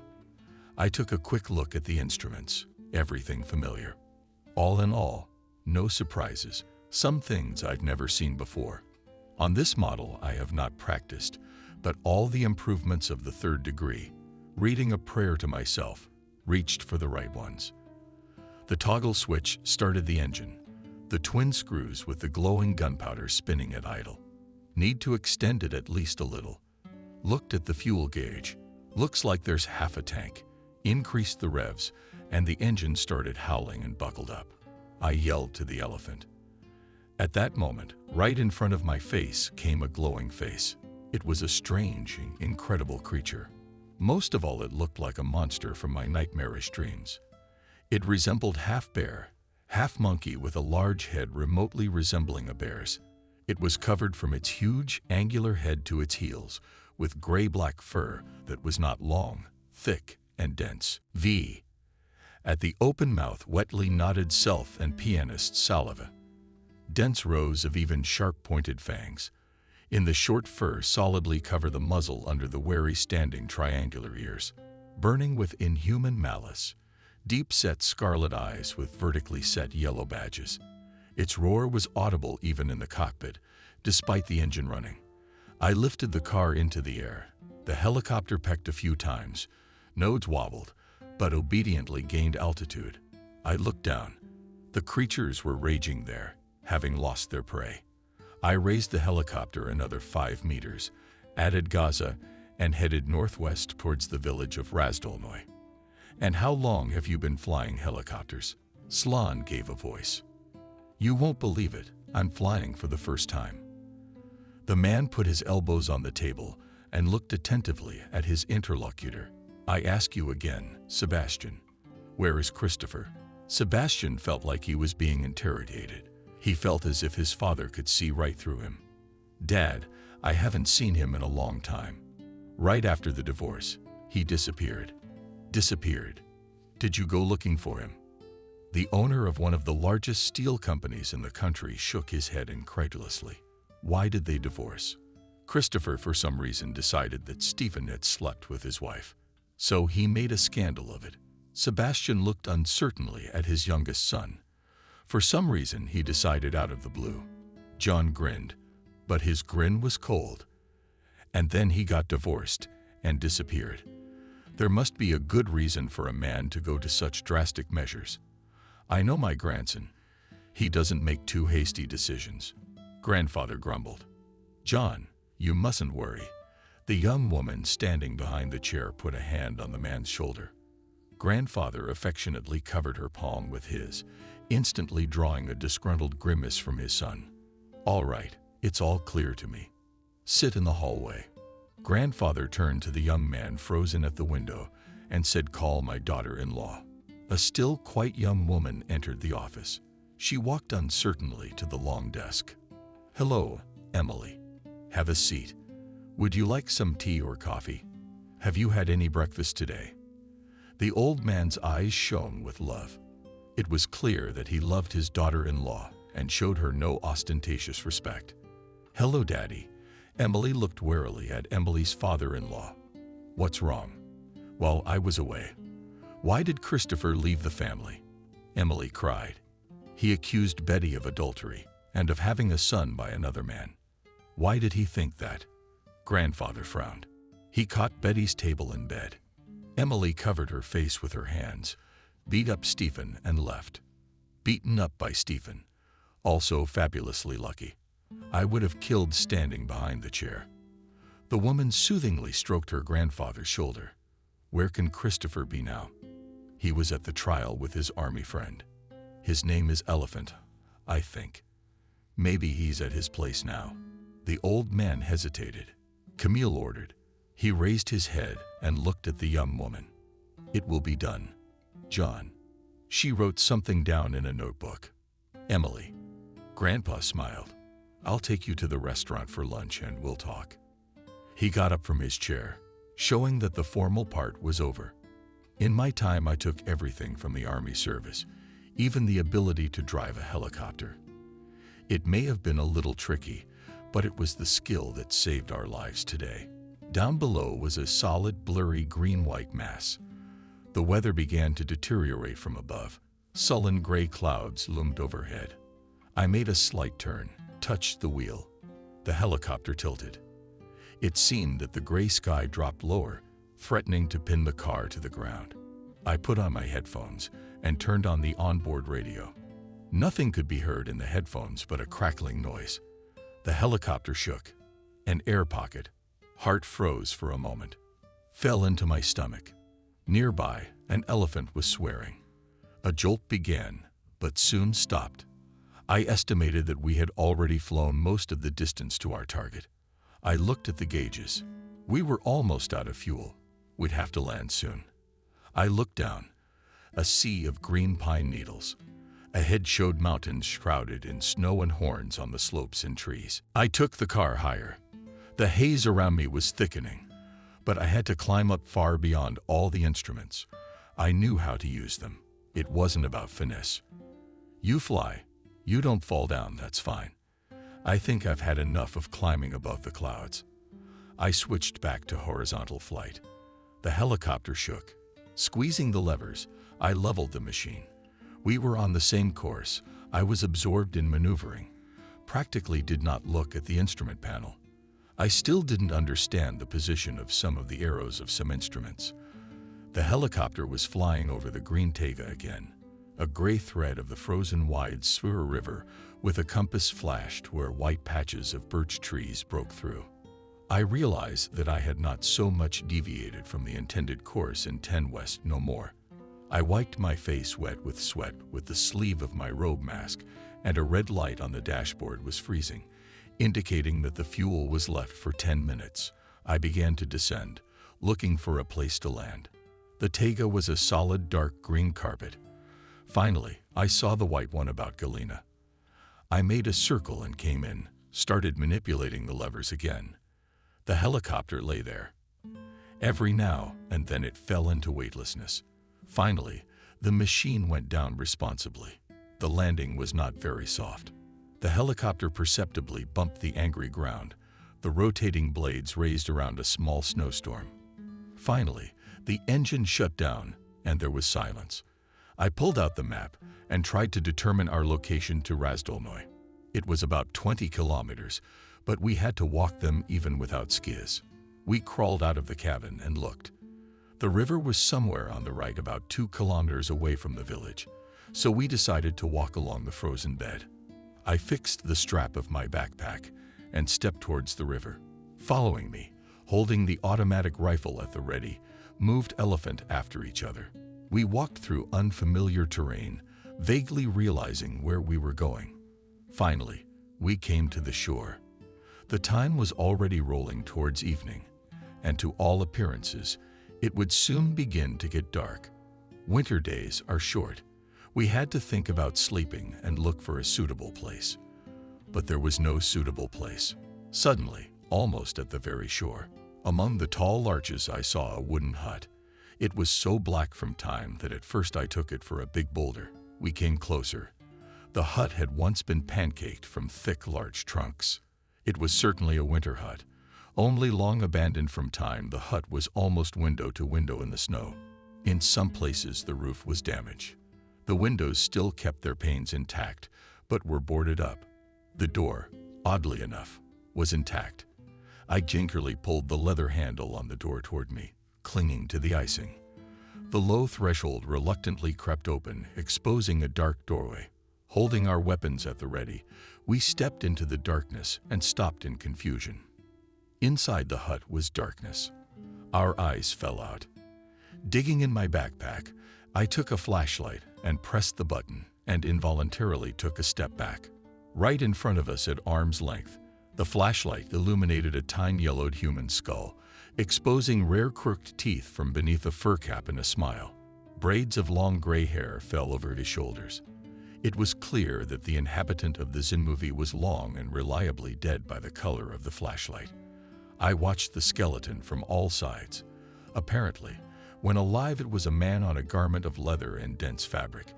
Decorated with a long limp were sewn several figures in the form of fantastic beasts. In his right hand, the skeleton firmly held an ancient KP strong gun with a long, living through the barrel. The left hand had fallen off and lay next to the skeleton. Clutching with his fingers a small axe, similar to an Indian tomahawk, a homemade knife with a long rusty blade, and a handle carved from bone was lying on the side. Beside the knife something gleamed, reflecting the light of the flashlight, a ring. It was very old and seemed to be made of silver. Not really looking at the find, I quickly put it in the breast pocket of my jacket. Without saying anything to the elephant, I walked around the skeleton and shone the flashlight, started to examine the room. On the left near the wall sheltered bunks, open with lice skins.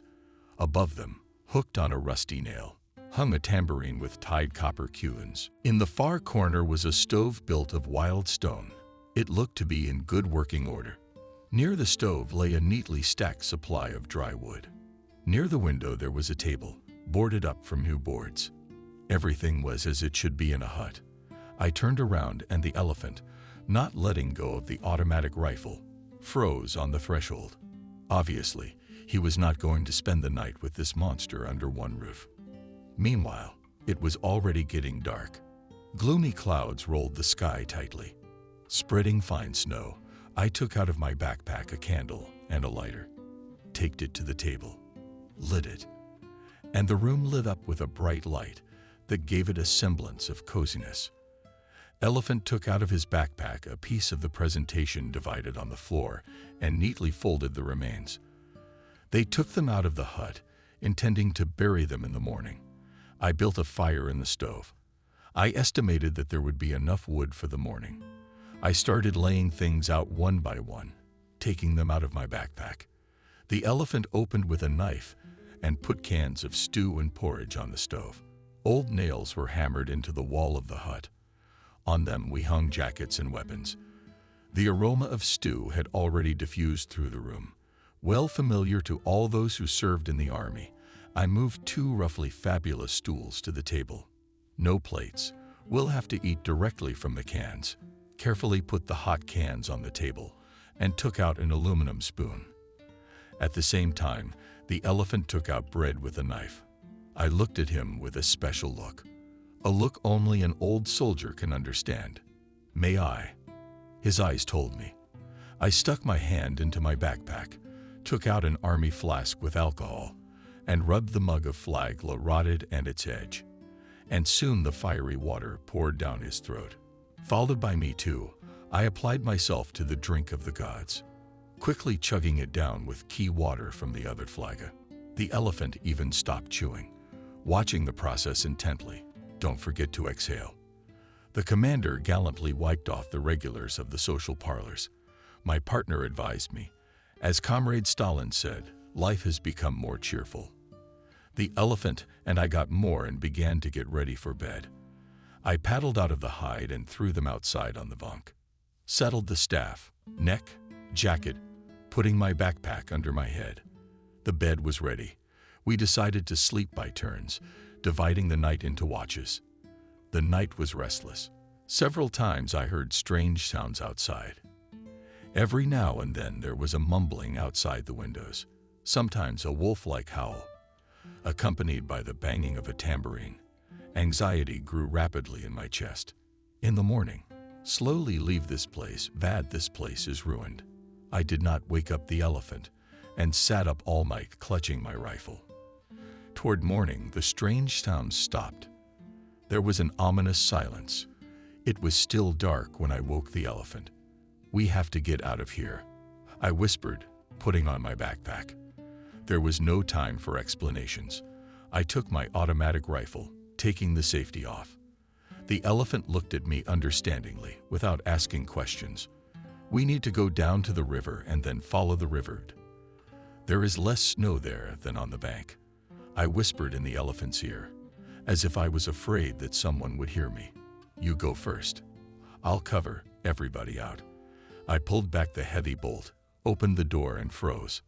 Opposite the hut, with its back to the river, stood the blurred morning poem of the corners. A black cash register, a figure in front with empty eye sockets. In a bony fist clutched the handle of a knife with a bloody blade. A wave of animal fear swept through my entire body. Instinctively, I raised my automatic rifle and with a short burst slashed at the creepy creature. To my amazement, I saw that the shots had no effect. The bullets had hit the target. I saw it clearly, but the figure did not even sway. It continued to stand still and stare at us silently, as if I had fired blanks. Finally, the figure took a step back. Its outlines gradually began to blur, and soon it disappeared, as if it had vanished into thin air. For some time, we stood like a halt, afraid to move. "Why are we standing there?" I hissed, coming to my senses. "Let's go." We moved down the path with a quick step. When I left this strange place, I had to find a way down to the river. I followed behind, looking carefully around. At some point, I began to think that we were not alone. Someone was following in our footsteps. I'm not a great tracker, but I noticed the bushes trembling, crackling, twigs behind us. Sometimes there was a blurred shadow among the trees. I had the impression that the pursuers were not particularly lurking. We were already dying in the frozen swamps. When a terrible howl sounded ahead, we were deliberately pressed close to the swamp. Cutting off escape routes, we switched to running, trying to break through to the river. I had already seen the cliff, when from somewhere on the side of the thorny shrubbery covered with snow, a gray shadow rushed at me. The sound, machine gun bursts, cut the silence. It did not reach me. A huge wolf leaped away.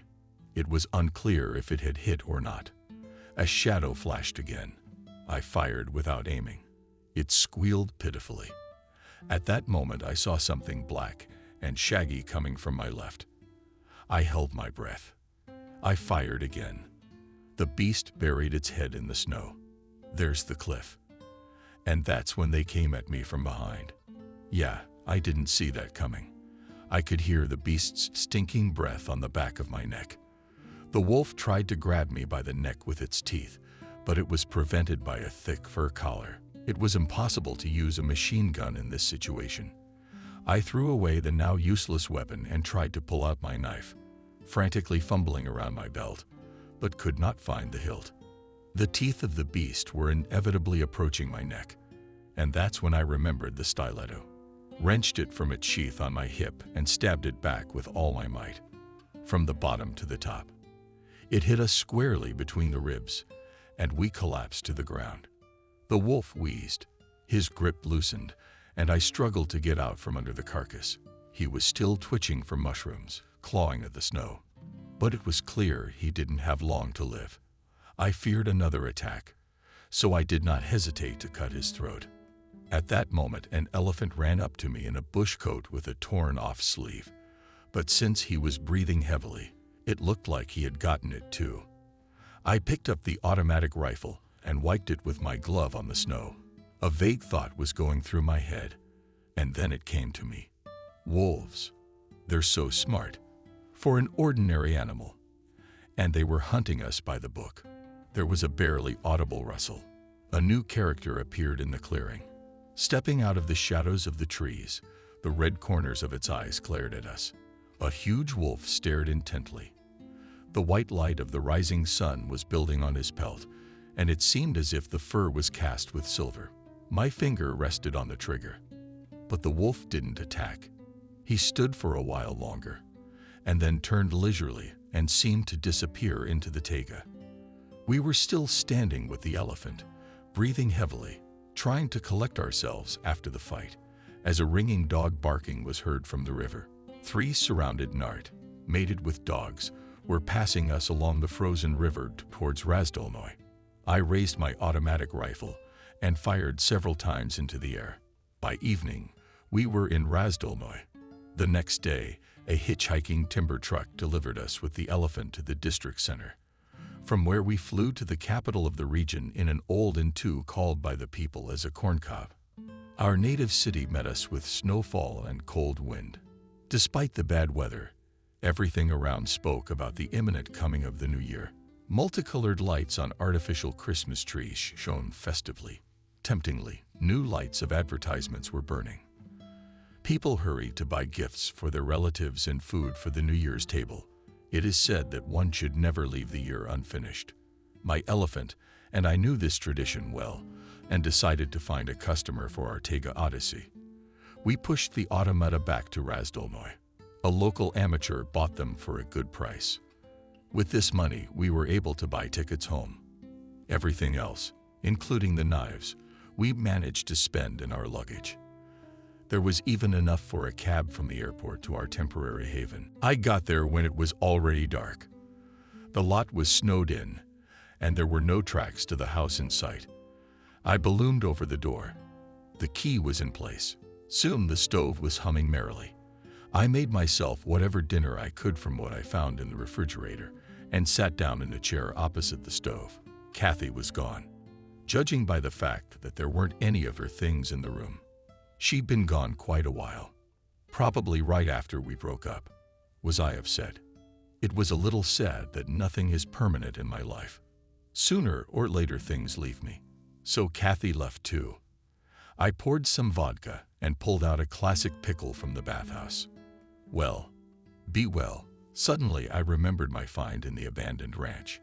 I took the trophy ring out of my jacket pocket and carefully placed it on my palm, trying to determine its weight. It was clearly a man's ring. In the old days, silver was always considered a masculine metal, unlike gold, a feminine metal. I turned on the table lamp and scrutinized the ring. It was a solid ring, no special frills. An equilateral cross in a circle, obviously without religious connotations. In the center of the cross is a convex circle, similar to the urban. Between the crossbars of the cross is poured in places by sections of time black and red enamel. In general, it all looked very much like a shield. Most likely, it was some symbol, the meaning of which I was not destined to understand. I moved the ring away from my eyes. It looks beautiful. Will I ever find out how this ring ended up in the hut? Who made it and to whom it belonged? I don't think it was the man whose remains we found. This ring doesn't match his supposed appearance. But who knows? Looks can be deceiving. I couldn't take my eyes off the ring like I was mesmerized. And somewhere inside me, I suddenly began to feel fear. I couldn't figure out what was wrong. I couldn't breathe. My heart was pounding under my throat. Fear surfaced from its hidden depths and clammy paws enveloped and bound my whole body. I shook my head, trying to pull myself together. And suddenly, as if obeying an unknown force, I put a ring on the ring finger of my right hand. Immediately it became hot. The heat on my hand went up to my shoulder and spread all over my body. Even more boredom and heart. I began to fall into a bottomless well. And after a moment, everything disappeared. I was sound asleep. I woke up to a knock on the front door. I looked at my watch. I turned my head. A strange man stood in the doorway and looked at me curiously. "Hello, Christopher." The man said hello politely. "Yes, it's an unforgivable mistake.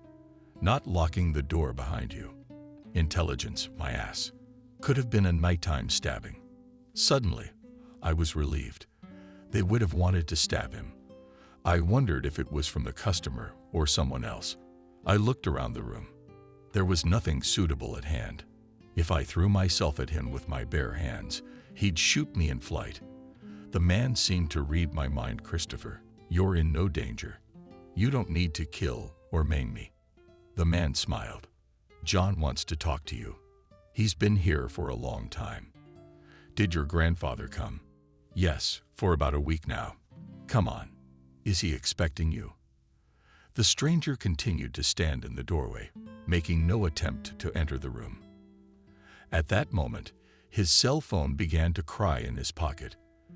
The man put it to his ear and listened in silence for a few minutes, then handed it to me. "It's for you, Christopher." I heard the familiar voice of my grandfather in the phone. "Come right away. We need to talk. Now you know everything." Grandfather looked at me carefully, and his gaze penetrated into my very soul. He rose from his chair and poured me half a glass of bourbon. "I think it's about time." He set the glass in front of me. I poured the whiskey into my mouth without even tasting it. What my grandfather had told me shook me to the core. I had never seen such filth in my life. My whole being protested against the truth, but not to trust the only person I had left close to me. I had no reason to. I've been surrounded by betrayal and lies for the last 5 years. How stupid do you have to be to ignore the obvious for so long? And there were clues. They were always there, but I didn't want to see them. Trying to hide in the world I invented, I remembered my wedding with a bride in a white dress with witnesses, all rank and file. Betty's surprise at my family's visit. The joy of the lavish gifts. It's too fake, too artificial. Betty knew about the apartment and the car. She knew in advance and skillfully played up the joy and surprise. First lie.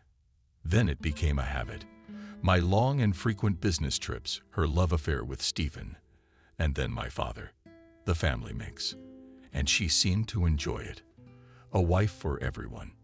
Except for the baby. It was a mix-up, an unplanned pregnancy. Could have been from her twin brother. No DNA test can tell. Who's the father? No. I got pregnant by my ex-father's horny brute of a father. So the DNA test in court proved beyond a shadow of a doubt that the child was not mine. And I was blindsided. I mean, it was clear it wasn't Stephen's either. Who knew, you ask? Everyone but me. And Mom knew everything. Nothing was hidden from her. She knew and kept quiet. She was afraid of her husband, or she disliked her own son so much. How can you love one and hate the other so much? Betty, I can understand. What am I? A pauper, an outcast, and Stephen is the heir to a vast empire, rich and successful. There's nothing to be gained by living with me. A shameful life of misery and misery. On the other hand, my husband's rich brother and father-in-law. That's where a child comes in handy.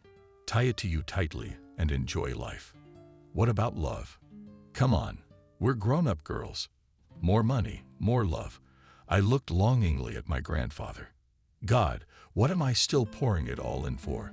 My companion showed no emotion. I nodded. One glass wasn't enough. I remembered Kathy. And there's the lie. The failed kidnapping and the beating. The fake love and the passionate breakup. And there I fell for it. I believed it. Oh, right. The Savior's a romantic asshole.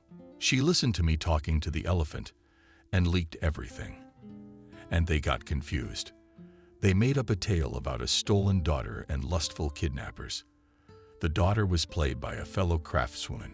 Yes, it was clearly visible at the camp. A minx is a minx in the taiga. I didn't notice anything. Batman. I remembered when Kathy was taken in an alley in Yalta. Very natural. It was painful, but gentle. Yes, Kathy was genuinely in love, but not with me with money. I wonder if he ever slept with her. Probably not. It wasn't his style to get involved with a trivial war. It was all set up from the start. Except for the evil taiga creature and the wolves out there in the taiga, I was supposed to disappear forever, without a trace. No man, no problem. I remembered Camille's attentive gaze at our meeting in the restaurant, and his face was vaguely familiar to me. He'd missed the clue too, and he was a scout too. Thank God the elephant was real. Otherwise, I'd hang myself.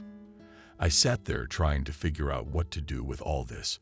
I felt like I was burning out inside. The door clicked, and a young woman entered the office.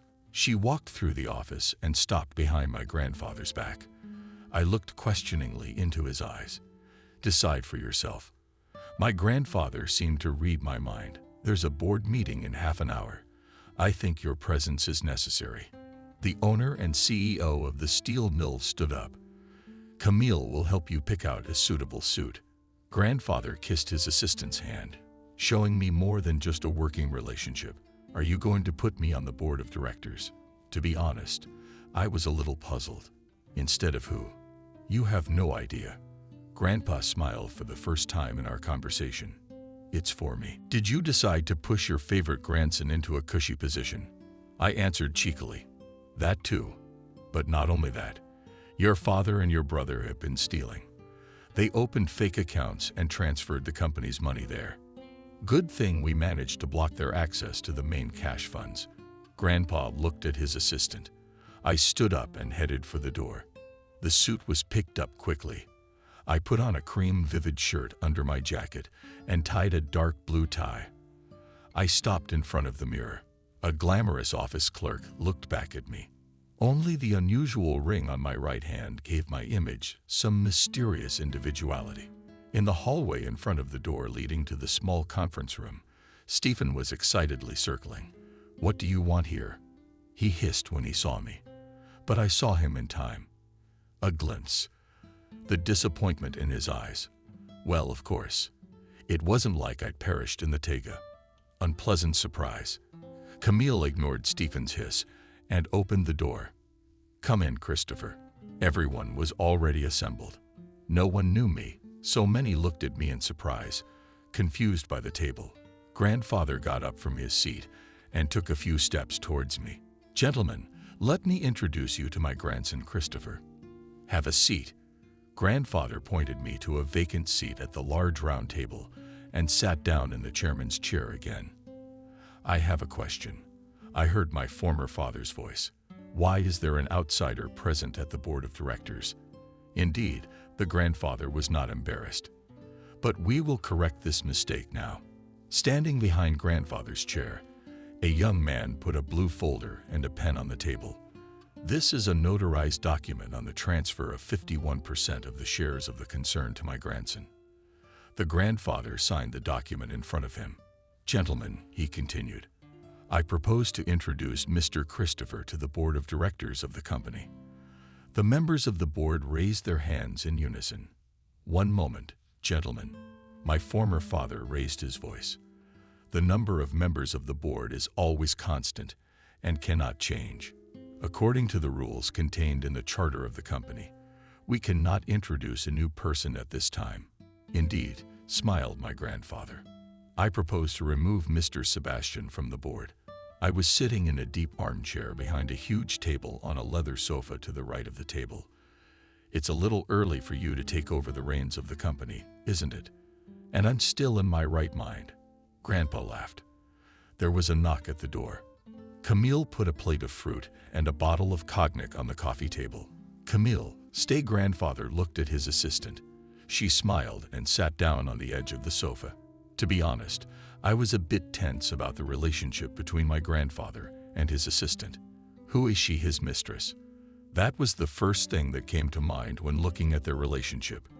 But isn't she a little young for my grandfather? It was as if my grandfather read my mind. Camille is the daughter of an old friend of mine. He died tragically with his wife. A quarter of a century ago, Camille was taken away to a boarding school. Grandfather stroked the young woman's hand affectionately. I tracked her down, took her in and adopted her. She's been with me ever since. I was a little taken aback. Camille looked at me and blushed. Young man, this is not silver. The old jeweler pursed his lips. It's platinum. I must tell you the ring is very old, but you understand me. See for yourself. Boris Isakovich handed me the lupa. I trust you completely. I politely put the instrument on the table. Can you give me an approximate time of manufacture? Well, early 17th century. That's when rings like this were becoming fashionable. It was made by a good jeweler. Fine workmanship. By the way, the enamel is English of the period. So your ring was made in Europe. England or Scotland, most likely. I'd like to know who it belonged to and how it ended up in eastern Siberia, I asked, and put the ring on my finger. Alas, I do not know that. The old jeweler spread his hands. Well, are you ready? I looked at the elephant quite. When the elephant finished chewing. At that moment, the cell phone rang. The helicopter made a circle over its cold waters and began to descend to the rocky shore. The rotating blades swayed the tops of the spruce and pine trees growing along the shore. I was the first to jump on the ground. Then I took my wife in my arms. She flatly refused to let me go alone. The elephant handed me backpacks and weapons, waved to the pilot, and jumped out onto the rocky beach. The helicopter hovered over the shore for a while, then went sharply upward and rushed along the river. Soon the sound of its engine faded around a corner and a motor slipped out of nowhere. It turned toward the shore and soon jabbed its nose into the coastal sand. A man sitting in the stern jumped into the water and pulled the boat to shore. "Good afternoon. How did you get here?" He smiled welcomingly. We shook hands and began to load the equipment. "Well, let's go." I hugged and kissed Camille.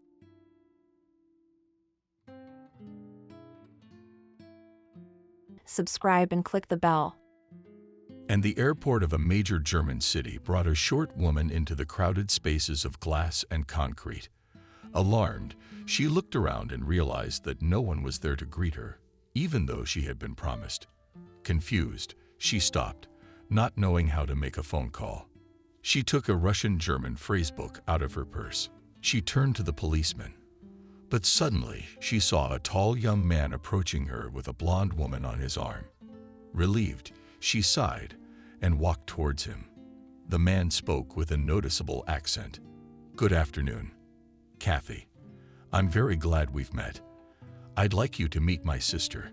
She's your future mistress." He nodded his head toward his companion and kissed the guest's hand. "Nice to meet you. Nice to meet you. Thank you for meeting me." A little confused, I replied Kathy. "Sorry I'm late." Michael's hands went wide. He picked up his suitcase, headed for the exit, and the women followed him. They got into a black Mercedes and rushed, it seemed, to our city, where old people walked along the streets without hurry, and young people kissed and embraced. Despite the fact that it was only the end of February, there were lots of flowers all around. It was as if winter had never visited here. "What do you think of our place?" Betty asked, and a smug smile appeared on her face. "A real German town. I like it very much." The guest answered enthusiastically. "Such old buildings are clean and beautiful." "We like it here too," said Smith. "Life is better in Germany, although sometimes it seems a bit too pretentious."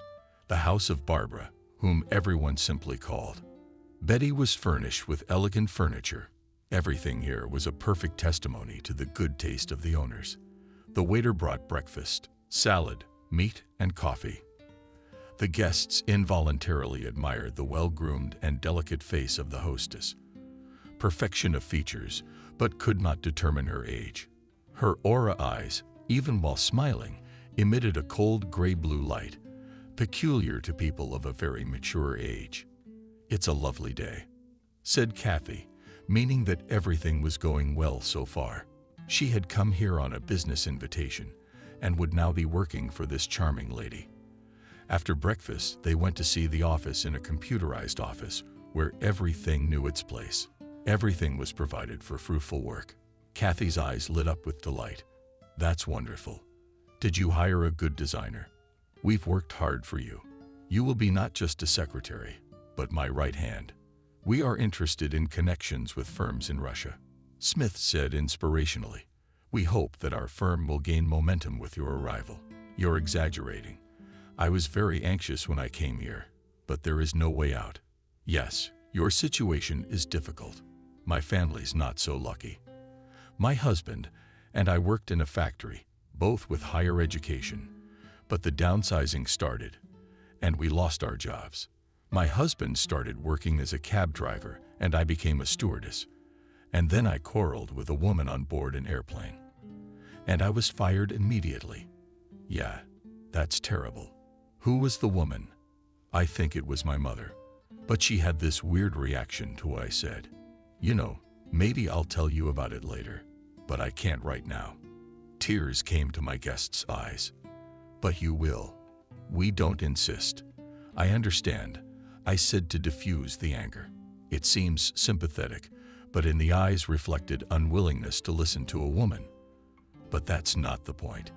It's a shame my son was the victim of a $5,000 scam his wife put on him after the divorce. They had a little Dutch flower business, so his daughter-in-law charged him for the whole debt. You know, you can't make that kind of money here. It's hard, but we'll help you any way we can. Thank you, Michael. I don't know why, but on the airplane, I believed you. I felt you were a good man. We're already Slavs, brothers from the same root. Good. If that's the case, here's your first assignment, Smith said impatiently. Here are the papers.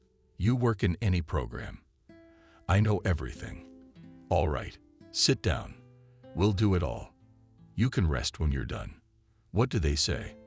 I feel at home, but don't forget you're a guest. Thank you. You speak Russian pretty well yourself, the woman said. I got a degree from Moscow University. You graduated from Moscow University. Yes, law school. It was a fun time a long time ago. Okay. Goodbye, he said and walked out. Kathy looked around the room and involuntarily thought that people live. I'm on the 5th floor of a paneled house. For 20 years, the roof has been leaking. How many do not get along with him? All for nothing. The ceiling is stained. Went to the neighbors, offered to fold and set up a mansard over the house. But nobody wants to listen. And I mean, what's the money to build with if you can't afford groceries? Betty was bent over her papers and didn't notice Smith come in. He sat down. He looked through the papers. Is there anything wrong? Asked the woman, concerned. Everything's just as it should be. Thank you. You have one more task, he said. I want you to solve this case. He put the paper in front of the worker. I'll do it all. Solved it all. Everything's fine. But your eyes are cloudy. I'll get used to it. It can be fun. It's a lot of work. We're up and down from morning till night. Kathy, she washed the office window. The new boss asked her to do it. She looked out into the street where beautiful cars were coming and going. Opposite, there was a huge supermarket and a stall next to it. There, the fruit was displayed on the street, volatile. Bananas, sunny, shining oranges and tangerines fat. Large berries of blue and green grapes glistened, and fluffy kiwis were snoozing in small boxes, groveling apples. There were many more exotic fruits. Names and flavors Kathy didn't know about. It was like the Garden of Eden in every season. Anything could be bought. Smith entered the room, he said with a smile. Finally, there is a mistress in the house. The window panes are shining. I'm glad you like it, Kathy replied. I look out the window and can't help but admire it. How beautifully organized is your place. Patience and hard work will overcome everything. Kathy jumped from the table, jumped up, and grabbed her lower back. What's the pain? Do you need any medication? The man asked impatiently. It'll go away. How long have you had it? Yeah, I had a bad trip. I've been having some after flights. Tired or something? No, not tired at all. Tired of what? I have to work and work and work, so you don't get bored in a foreign land. All right, you asked me to do the dishes. Our assistant is sick. You know, things happen in a restaurant. You're gonna have to pick up the slack. I hope that doesn't scare you. Dishes, please. I thought you were afraid to work here in a foreign country. I don't think about myself. Son, saving a corpse. You've outlived your usefulness. How old do you think I am? 46. Germans at that age are just starting families, and we wait for retirement, and then we get ready to go to the other world. So young, you have to look at life differently. The humped man's grave will mend his ways. He waved his hand indifferently. Sounds good. I'll remember that. Kathy was washing dishes. The work was familiar and her hands were dexterous, but her face was already tired. A few waiters were scurrying back and forth, bringing dirty plates. Something straight to her. Too bad I don't know the language, she thought. Hell knows what they don't chirp about him. Maybe it's scolding, maybe it's bullying. How much longer am I gonna be here crying? No need to get angry. Be patient. Get over myself. Woman C waved a strand of hair of a dense forehead with a wet hand. Pondered for a moment. Smith appeared behind her back. Asked her how she was doing. B. Kathy smiled tiredly. I'm fine. Michael, I need to call my husband to let him know I'm settled in. You can call. How much will I earn? First 5,000 marks a month, and then we'll see. That's very little, the woman said confusedly. That's net income without rent and food. I need to earn $5,000. Upset, she said. We understand. Everyone has their own problems. Barbara invites herself over for dinner. We'll be there in about 20 minutes. Thank you. The host walked out. The woman started doing the math. It turns out that I need to live here for 2 years to earn the necessary amount, and my visa is only for 3 months. What am I supposed to do? Don't panic. Maybe I'll figure something out in time. The waiter brought some plates. He looked surprised at Kathy, who was preoccupied with her own thoughts. He called out to her. She smiled, hustled over, taking the dirty dishes. Barbara, Smith, Kathy drank coffee from small cups, savoring the aromatic beverage. We had a lot of work tomorrow, Michael said, turning to Kathy. What can you successfully trade in Russia? Anything. And what is the most popular? The same as always, alcohol and cigarettes. We should think about a drink. Do you want wine or cognac? No. Short answer from my sister. Kathy, and you? Thank you. No. Then I'll have one to keep the ideas flowing. The next day, the work continued. Papers abounded. Kathy reread, recited what she had written. It seemed good that only Megger didn't pile up. The beatniks and Barbara came into the room. But things are moving. Work. We must reflect on the important things, Betty said. Listening to you. There was anxiety in the guest's voice. Michael walks around the room, weighs something, and finally says to hire you illegally. It's very risky, not only for us, but you could go to jail. Kathy looked fearfully at her hosts. Don't be nervous. If anything, you should know how to speak properly. You have to ask for it. What Kathy was wary of, you have to ask for political asylum. But when I get home, did a lot of yours come back? Barbara asked. Could I think about it? Think about it. If you don't, you'll leave with nothing. Warned her. I want to consult my husband. Asked the woman hesitantly. What the host said was terrible news. She dialed the phone number with a trembling hand. She heard her husband's voice. Hello, Rick, it's me. Hi, how are you? Yeah, same old, same old. Same as Sam usually is. Is Sophia big? Aha. How are you settling in? Nothing yet. My bosses suggest I ask for political asylum. I don't know what to do. Well, ask for it if you have to. You don't understand. It's a betrayal. Who are you betraying? Homeland. Don't be ridiculous. Somebody is a human being. You're too small a man to fear the country's retribution. But in that case, I don't know when I can go home. Why would you want to come back here? Replied the husband. What are you worried about? You just want to get rid of me. The woman said angrily. I didn't send you there. You made a mess of it yourself. Do you think I should ask for political asylum? Do as you see fit. The husband replied indifferently. My hosts explained to me that if I don't agree to it, I will have to return with nothing, and I will lose everything I spent on the road and visa. The trip was fruitless. I told you you couldn't be trusted. You say it's my fault. Why did I take off if I didn't make the terms clear? They'd promised me a lot of money. You know better than that, don't you? It's up to you. Bye. When Kathy heard the noise on the phone, she said disappointedly, It's called talking. What a terrible thing to do. What am I going to do? Go on this adventure? The imperious look of knocking down Niam pushed Kathy to the dreaded brink, and she still couldn't make up her mind to do something new, she thought.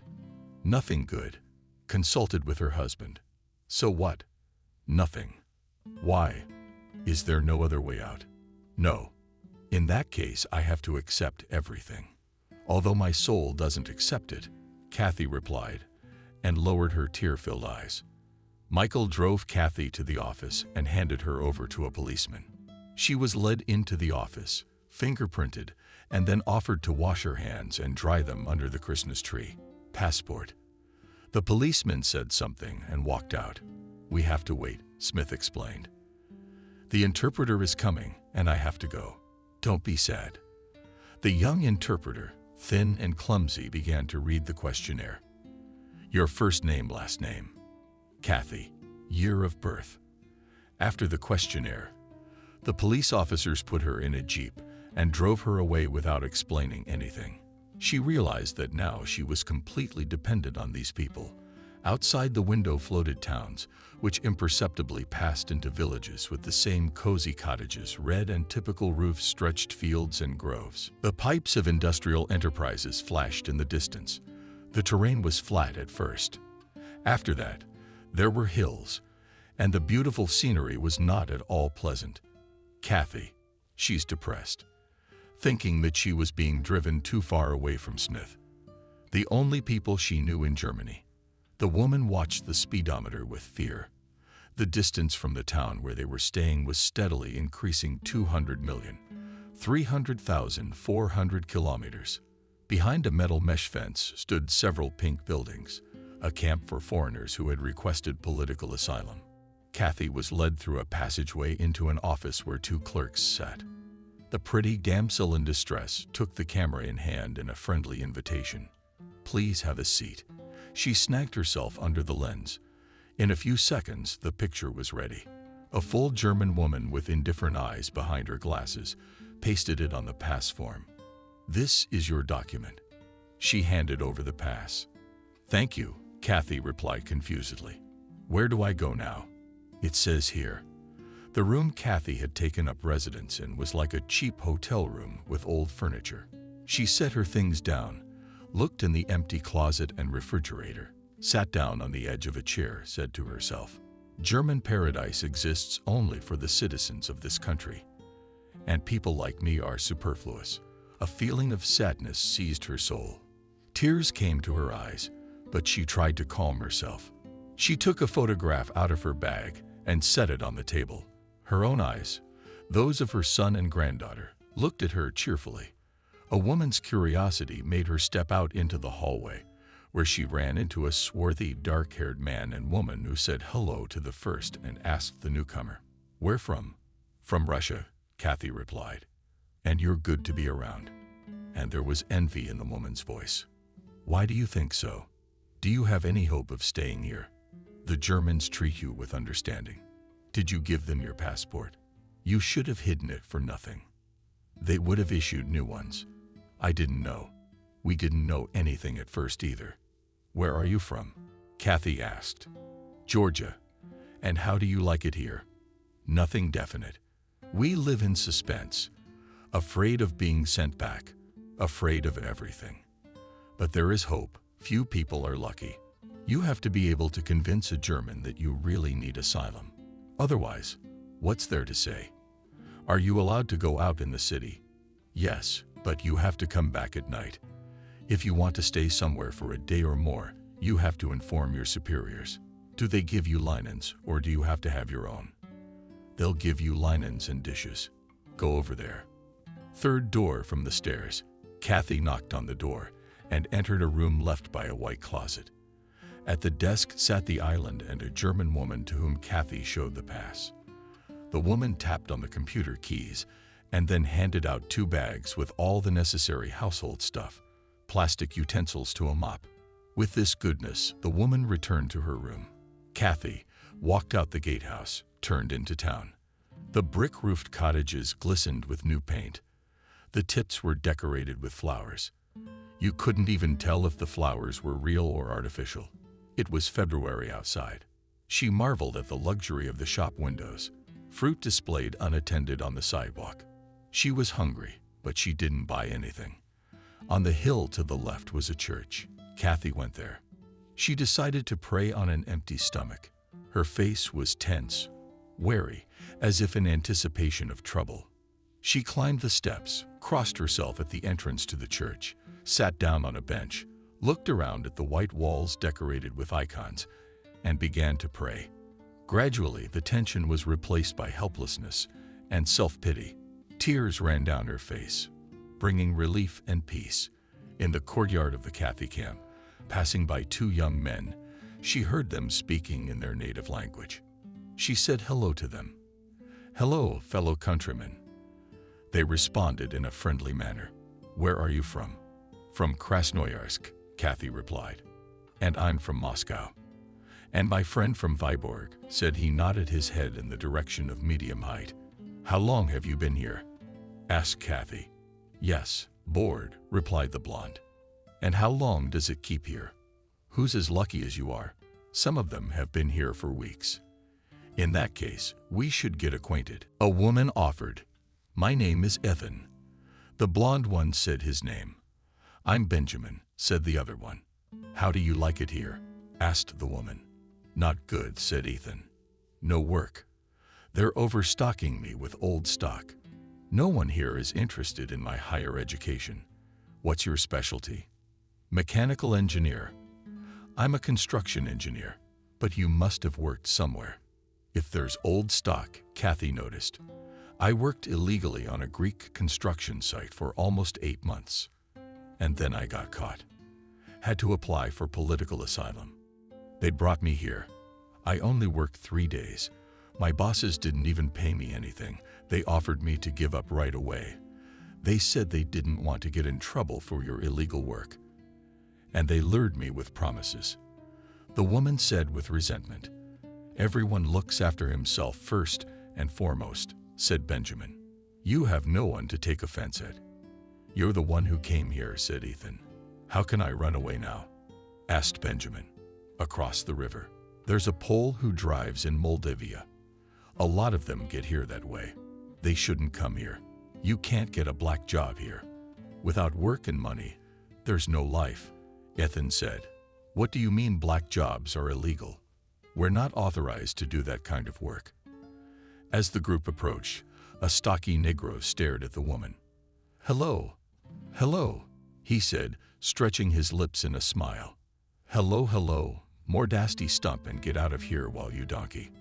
The Negro walked away disappointed, but he still managed to wink meaningfully. "What are you getting on him?" She was surprised. "He's a dangerous guy. Stay away from him." "What a conversation we're having." "What kind of life is such a conversation?" Benjamin summed it up. "There's a white woman coming from the gatehouse, a blonde in her 40s. That's Kelly. You two haven't met yet." "No. I'll introduce you." "Hey, what's up?" Kelly asked. "Here's the new girl. Nice to meet you." Kelly gave a friendly smile and turned to the men. "What are you guys doing today?" "We're going to look for a job," Benjamin answered gloomily.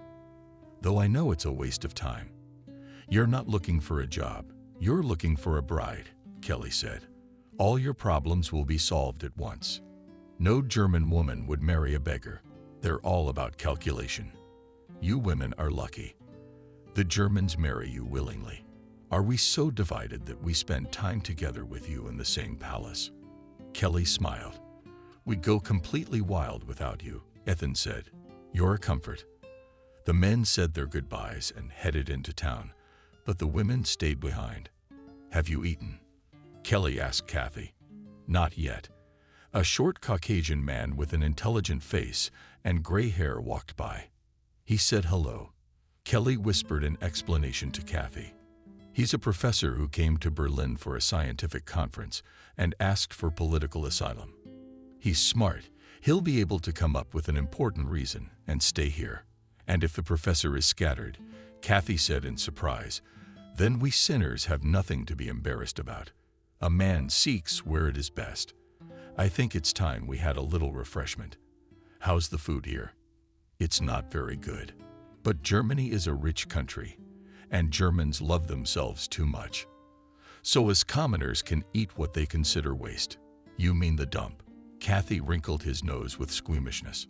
Well, yes, almost vegetable stores at the end of the day put out clean containers of fruit, unfit for consumption by German standards. And fruit isn't poisoned. Everyone eats it. No one is squeamish. Isn't there anything else besides what comes from the dump? We get a hot lunch once a day and dry rations, mostly canned food, and 800 marks a month. Wouldn't it be good for you to get a job? Do you work? I don't need it. Why not? I have a German friend. He's divorcing his wife. We're getting married soon. He supports me. How long have you lived in Germany? 10 years. Kathy's face was horrified. Her heart ached. I wanted to go home to dear Russia. All 10 years illegally. Yes, I worked as a freelancer, cleaning apartments in Germany. And by the way, I won my Karl back. I cleaned their place too. I think it was his wife who reported me to the police. One day I was captured and imprisoned. I had to ask for political asylum. I don't want to stay here forever. I just need to make some money, Kathy said. You know, Kathy, to get a job legally, you need permission from the authorities to get it in our situation in 2 ways. Make up a plausible legend that you don't have a life in your home country or get married. Kelly, I'm an ordinary woman.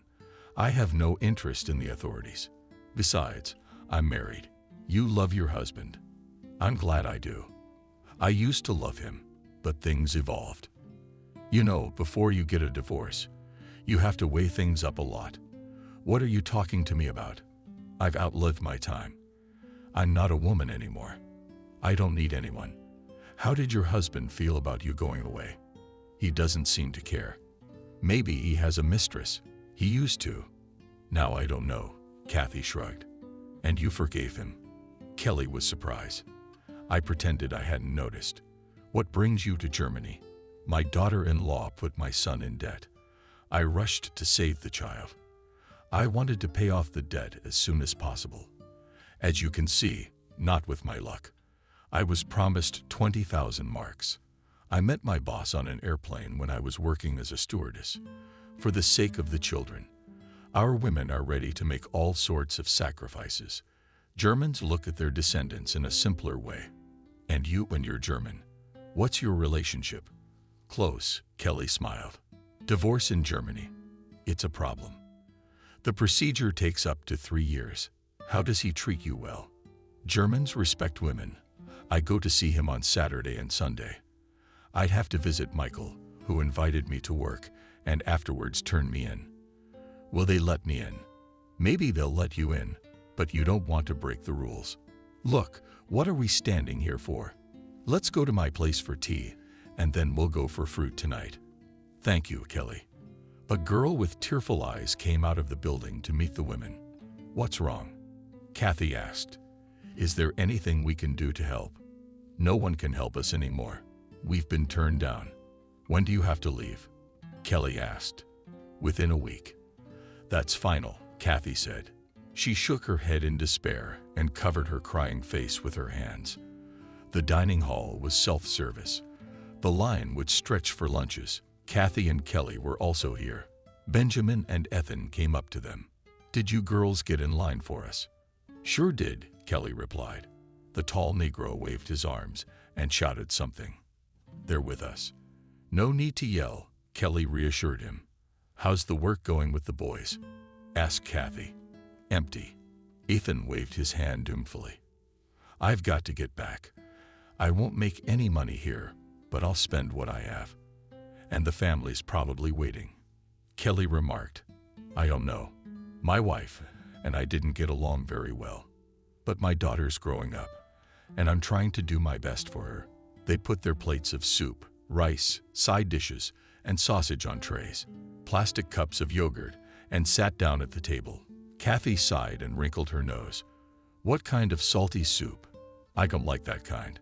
The chef here makes this dish on purpose, so you don't have to ask for more, Kelly smiled. Benjamin, why are you so gloomy today? I'm hungry, we'll talk about it then. By the way, there is a case, we'll discuss it after lunch, Kelly suggested. Ayla, Ethan, Kelly and Benjamin left the dining room.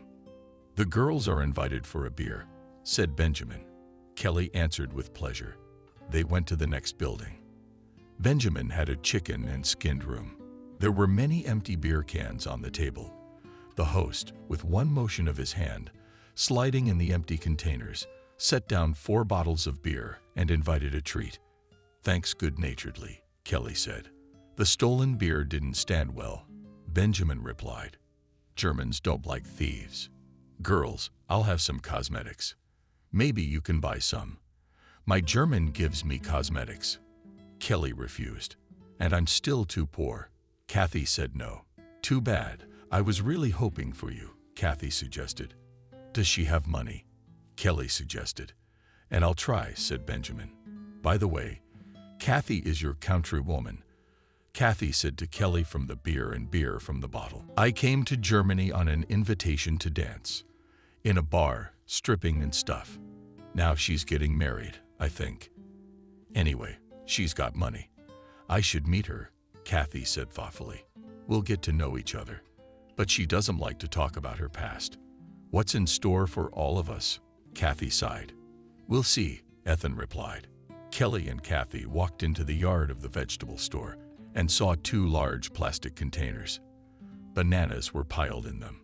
According to Kathy's impression, they looked good. Only some blackness had been removed. "Do we have decent bananas at the market for $1 a piece?" Kathy remarked. "The Germans are very careful about the quality of their food. There's a dark spot. It means the banana is rotting and not fit to eat.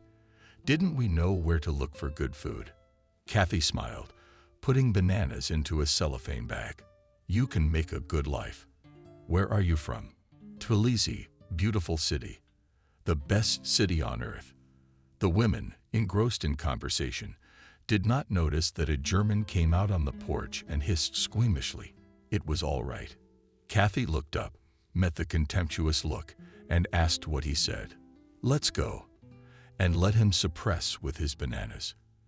Angrily, Kelly said, "I'll take you to another store." Kelly served tea and brought bananas. The women were united by their unsettledness, though hostess and guests smiled at each other in a friendly way. Sadness wrapped their eyes as well, and they could only talk about what they were most concerned about. "I came here to earn money, but I have to sit behind a fence and wait for manna from heaven," Kathy complained.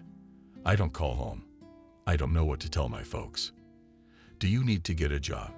"Where am I gonna find a job when even men can't get a job?" "Let me talk to the foreman," Kelly suggested. "He's sympathetic. Can you work as a painter?" "I can do it. I always do my own repairs at home," answered Valia readily. "He heads a team that does small repairs." "That would be great. And how could your legend come up with anything?" "The Germans need a certificate." "Where do I get one?" "So you're gonna sit through the return?" Kelly warned me. "What can I do?" "You have to think. Come to your friends. They might be willing to help." "I think we should go," Michael said to Kathy calmly. "Who would have thought it would happen like this? It used to be that papers were done quickly, and people started new lives. What am I going to do?" The woman asked confusedly. "Don't be nervous. Our contract remains unshakable. Go back. The job is waiting for you. What if I get rejected?" "Well, that would be bad luck. But let's hope for the best. I'll call you." "Thank you. I have to get back." "Don't worry. Kathy, be patient." The woman returned to the camp. She was depressed that the circumstances were so bleak. She looked out the window at the foreign land with sadness. The manicured fields of the city's settlement floated by. At one of the stations, a not young man and woman entered. They were talking to each other in Russian. "Where are you from?" "Rejoiced?" asked Kathy from Russia. Smiling, the woman replied, "We are from the Volga region. Long time in Germany. 9 years. You speak Russian all the time?" "It's a habit," the man replied. "How do you like it here?" "But we miss our homeland," the woman replied. "We have friends and relatives left there." "And how are you in Germany?" "I came for 2 weeks to earn money, but I turned into a prisoner. All immigrants go through this now.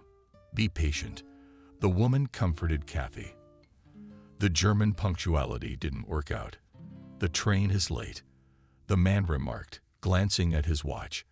How alarmed Kathy was by 5 minutes. I'm not going to make it to the next train. I'm not lucky. Don't worry. The man got up, went to the end of the carriage and returned with the conductor, explaining to her that the woman was late for the next train. The conductor smiled, replied something and made a soothing gesture. Your train will be delayed for a few minutes. It will come. Shouldn't you be upset? The man translated what the conductor said. Is that really possible? Kathy asked in surprise. And here it's customary to do one's best for one's own sake. Have you managed to get a job? My husband works as an electrical engineer at a substation, and I'm retired, the woman replied. Do you regret leaving this place? I have different thoughts, but I don't want to go back to begging. The train stopped. Kathy said goodbye to her companions and jumped into the car. The country no longer seemed so alien and hostile. The clouds outside the window of the room floated to the east. The woman watched them sadly. They're coming home to us. What am I doing here? She took the photograph that stood on the nightstand by the bed and began to talk aloud to him. Vitalik, my dear son, how hard was it to raise you? So painful was angina, bronchitis, and inflammation. A good boy grew up tall, handsome. How I want to help you, but I can't do anything. I'm sorry. And you, granddaughter, I'm sorry your grandmother is such a loser. She wiped her tears, looking into the faces of her son and granddaughter. There was a knock at the door. A swarthy boy stood behind it and said hello in Russian. Can you help me? All right. What's wrong? My mom's sick. Kathy locked the door, followed the boy into his room, and saw a young brunette on the bed. Hello, I'm your son. Thank you for coming in. I'm Christina. Please sit down. Kathy sat down on the chair, slipped the boy's name, and said my name. Nice to meet you. I noticed you a long time ago. You're beautiful. What beauty? Are you sick? Yes, sciatica. We're poor. Please take my William with you when you go bananas. I will. Thank you. Where did you come from? Kathy asked. I married an Orthodox Christian from Azerbaijan. I changed my faith when my husband died in a car accident. I couldn't bear to live. They say that everything passes, Kathy said. The saddest thing is that I can't get rid of the bad luck. Come and play outside with me all day long. The boy was happy and slipped out the door. Your son is kind, obedient, attentive. She praised the boy. And the child is like a child. I didn't want to talk about him. I was going to Germany to get married. I met a German and went to visit him at his invitation. But he didn't like us. He looked at how much we ate, and the boy is growing up. He has a good appetite. He needs to eat. I had to come here, but my nerves didn't hold up. My spine ached the next morning. I took some painkillers. I'm waiting for my father's pain. I'm a doctor myself. I know that spinal pain is not something to be trifled with. If you need help, you call me. I warned you. Thank you. Will you please look after your son? What if something happens to me? Christina asked. Don't worry. Let's hope for the best. Do you have children? One son is grown up. I envy you so much. Did you get to raise your son? You know, little babies, little squirrels, and big babies, big babies. I'll be sure to take your William if we go bananas. Don't worry, it'll be fine. I'm good with kids. I already have a granddaughter. Kathy and the boy were returning from the store, carrying cellophane bags of fruit on this clear day with a short spring sun and a cloudless sky. The foreign town lives with its own worries. The boy looked around curiously with appetite, eating a banana. Why do the Germans throw away such delicious bananas? He asked. They have too many bananas, and they don't have time to eat them, replied the woman. Lucky me. And do you know that today is the first day of spring, and after that it will be summer? Do you like summer? Summer is hot. I like fall. That's when the mountains are golden. I like to paint them. Do you miss the mountains? Yes, very much. There are mountains in Germany too. We used to go with Uncle Peter. When I grow up, I'll buy a car and we'll go to the mountains with my mom. You have a wonderful mom. You have to help her so she doesn't get sick. I'm doing my best. That's what my dad taught me, but he's gone. Don't be sad. You'll grow up strong and smart. Everything's gonna be okay with Mommy. Kathy showed the pass at the gatehouse to Shakhtar and walked with the boy to the yard, where she saw an ambulance. Something's happened, she said. Someone is sick, the boy replied. A woman was carried on a stretcher to the car. The boy rushed to her screaming, "Mommy, Mommy." Christina hugged her son and said sternly to William, "They are taking me to the hospital. Wait for me and don't go. Alone in the city, you hear? I forbid you." "Okay, Mom, what's wrong with you?" asked Kathy. "You went, and I tried to get up, and I realized something bad had happened, and I couldn't get up. Good thing a neighbor came by to check on me, so I called a doctor. I probably would have died from the pain. Let William stay with me." "Thank you, Christina. I've already made arrangements with the neighbor. Her David is a little younger than my son. They're friends. The boy will stay with them."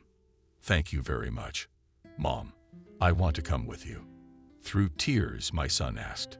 "Son, be a man," strictly said the mother, kissed her son goodbye, and she was taken away. The boy exclaimed, wiping his eyes with his palms. Authority, the woman took his hand and led him away. Kathy stared at them confusedly. She felt responsible for the boy's fate. "Hi," Benjamin said to her. "Why are you so upset?" "Yeah, they took the women to the hospital.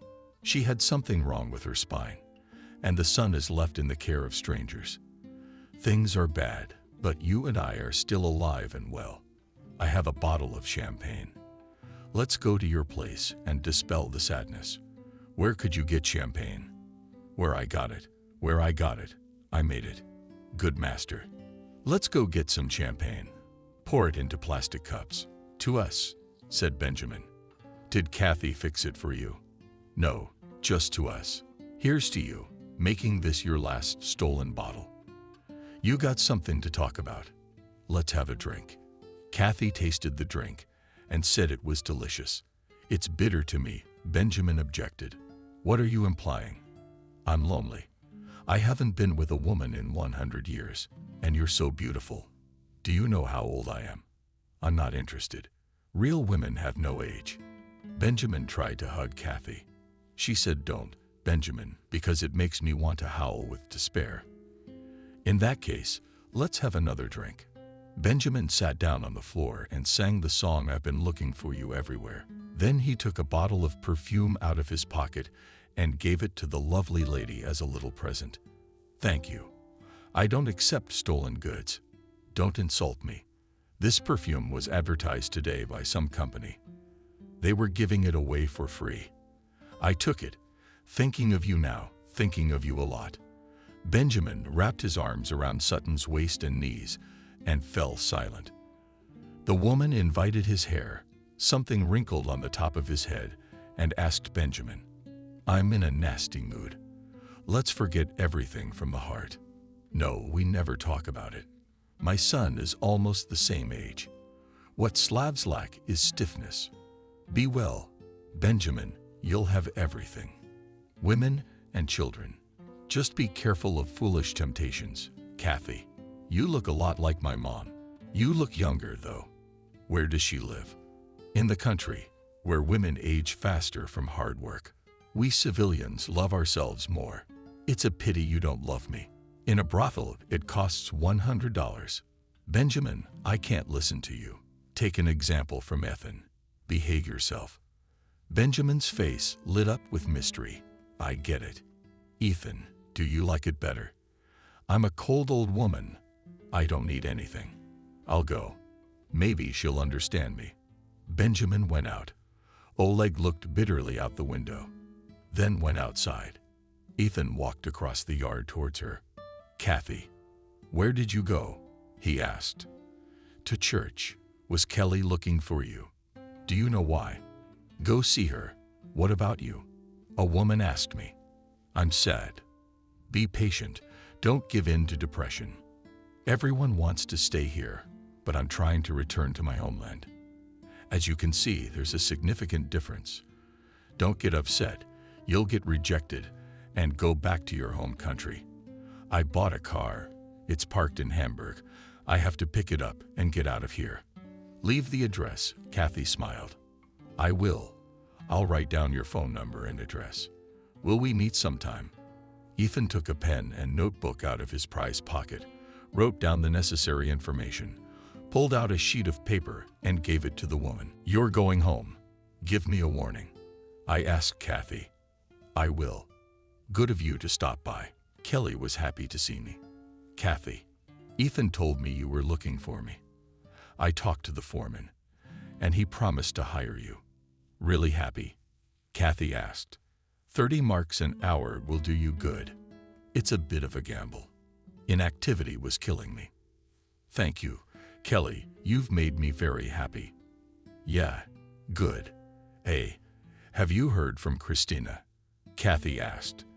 Did she have spinal surgery and how did it go? But it seems fine.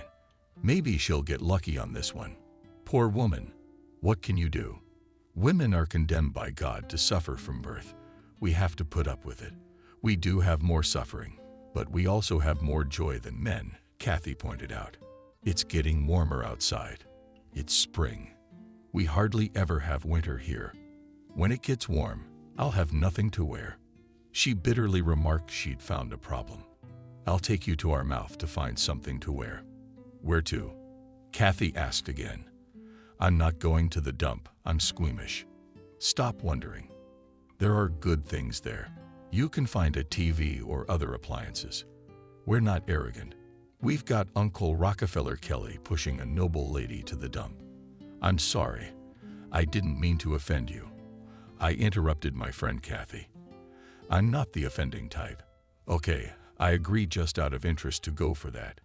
As you said, fought, reminded Kelly. And so they set off. The now familiar professor showed up.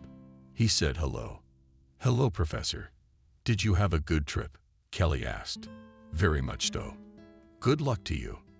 The women turned to the hole in the fence, climbed through to the latitude area. Let's go under the shed. There are bales of clothes there. They won't swear at us. If anything, we'll apologize, saying we got lost. Kelly replied with a laugh. There were indeed large bags of clothes under the awnings. The women began to pull out and look at jeans. Triple-decker sweaters. How did I get you in this? Kelly to her chest a sweatshirt with yellow and brown stripes. Tigress. And you're about this approximately. Kelly threw Kathy a colorful dress. Oh, that's something gypsy. Too bad we don't have a mirror. Next time we'll bring a mirror. Kelly laughed. Look, men's jeans. Maybe they'll fit my husband. I guess they'd be like brand new. I told you so. Kathy bent down. As Kelly sorted through the clothes, she was more careful. Every now and then she glanced toward the building where the guards were. Hearing a sheepdog barking in the distance, she fearfully said, "Run."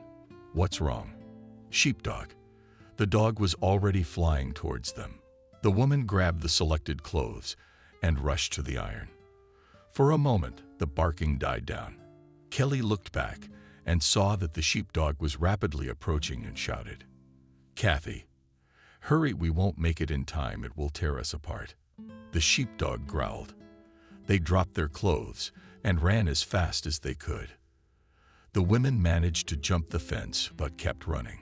The sheepdog accompanied them with frantic barking and outside the fence. The next day, Kathy went to work. There she decorated the wall in red overalls and a cap with a large visor. Valak M. Valak swung from top to bottom, painted the gray wall in light lettuce color. In the evening, she passed Schachter's windows. He stopped her, a handsome young man, smiling. Kathy did not understand what the German said, but she herself smiled back.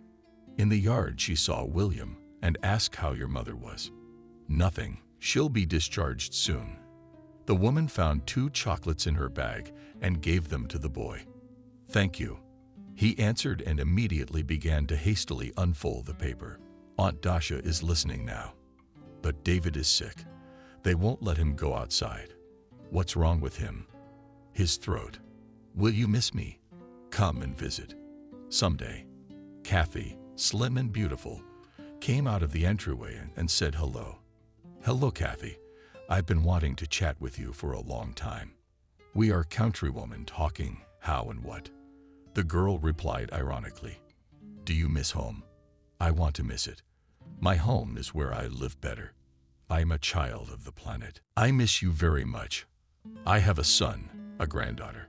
How old is your son? 25. Well, he'll live without you. No, Kathy, children are always children, no matter how old they are. I'm used to being on my own. My father left me when I was 2. I've never seen him since.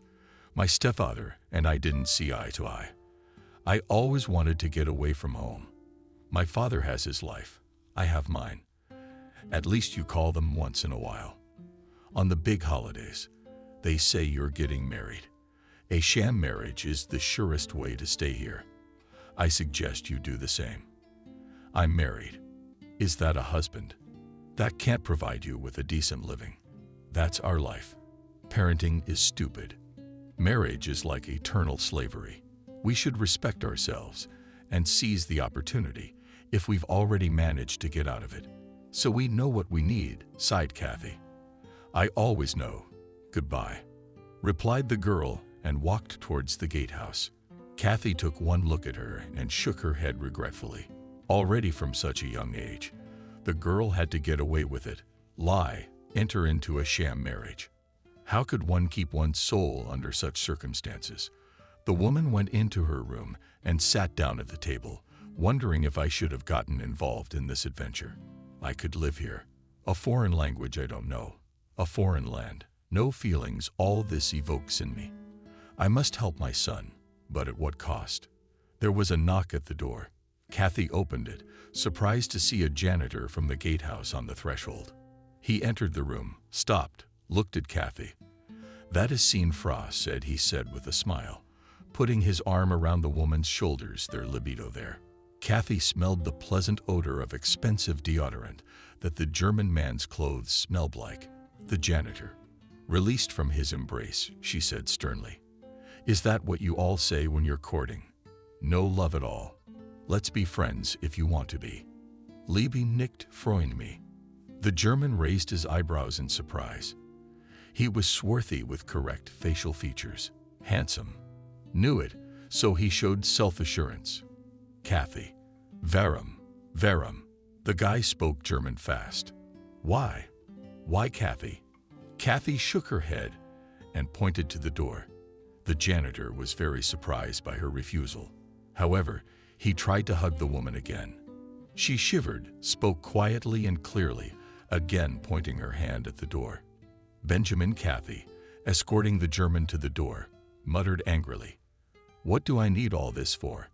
He finally realized that he was finally being rejected. He said goodbye and walked out with a bewildered face. When the door closed behind him, Kathy crossed herself. Save me and keep me safe. He can get me out of here. I'm dependent on everyone here. I should talk to Kelly. Why are you so green? Kelly asked Kathy to let her into her room. Something happened. And this asshole from the watch offers love, said Kathy indignantly. What are you thinking about? Have some coffee. Calm down. And calm down here.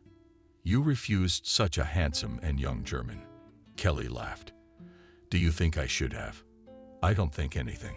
It's just that cunning women in your position take every opportunity. Kelly, I can't do that. But you said no, and you did the right thing. I don't think he really loves you, and he's gonna get back at me. I don't know. I don't think so. You must still love your husband, don't you? With that unapproachable lamb peeking out at you. My son is almost his age. You're silly. Men age quickly. Women should always know how to use their attractiveness. That's sacrilege, Kelly. People live and enjoy themselves. You've buried yourself alive. I'm living without money, without papers. It makes me want to howl. And then there's these men and their lust. Kathy, you've got it all wrong, would you? A man 10 years younger than you sees your beauty, decides to help you through your loneliness, warm you up with love. And you into what happened? Why, Kelly was surprised. I have no love, no mood of ill health. What's wrong with your health? Live, started to get very sick. Food doesn't fit. Could be the food, could be your nervousness. You should see a doctor. What about work? The foreman. Let you explain it to him. I'll be patient for a while longer. If it doesn't stop hurting, then don't take too long. Yes, I'm afraid of that janitor. Do you want me to talk to him? Kelly asked. No, don't. Cell phone rings. Hi, you're home already? Overjoyed, said Kathy. How are you? Oh, thank God, I'm fine. I have another joy. We got permission to stay. Good for you. We're leaving. If you settle in well in your new apartment, I'll invite you to visit. Thank you. Happiness to you. Oleg was painting the wall. The roller swung from top to bottom, evenly covering the surface with paint. The tall guy who was working immediately put down his roller, came up to Kathy, and handed her a chocolate bar. Danko woman shook her head negatively. I don't eat chocolate. The man put his arm around her shoulders. Kathy abruptly broke out of the embrace and ran to the side and indignantly shouted, only come over. I'll ask you to eat green. She held out a roll in front of her. At this time, Kelly walked in. Asked with a laugh, Kathy, are you trying to increase the Green Party? No, I'm fighting sex-crazed crocodiles. Did you hear Ethan died? How? Kathy asked, scared. He was driving a car and crashed. Some say he fell asleep at the wheel. It's a shame about him, such a young and handsome man, and a family left behind. Such is our life. It's scary to live alone, and it's even worse to die alone. We have to.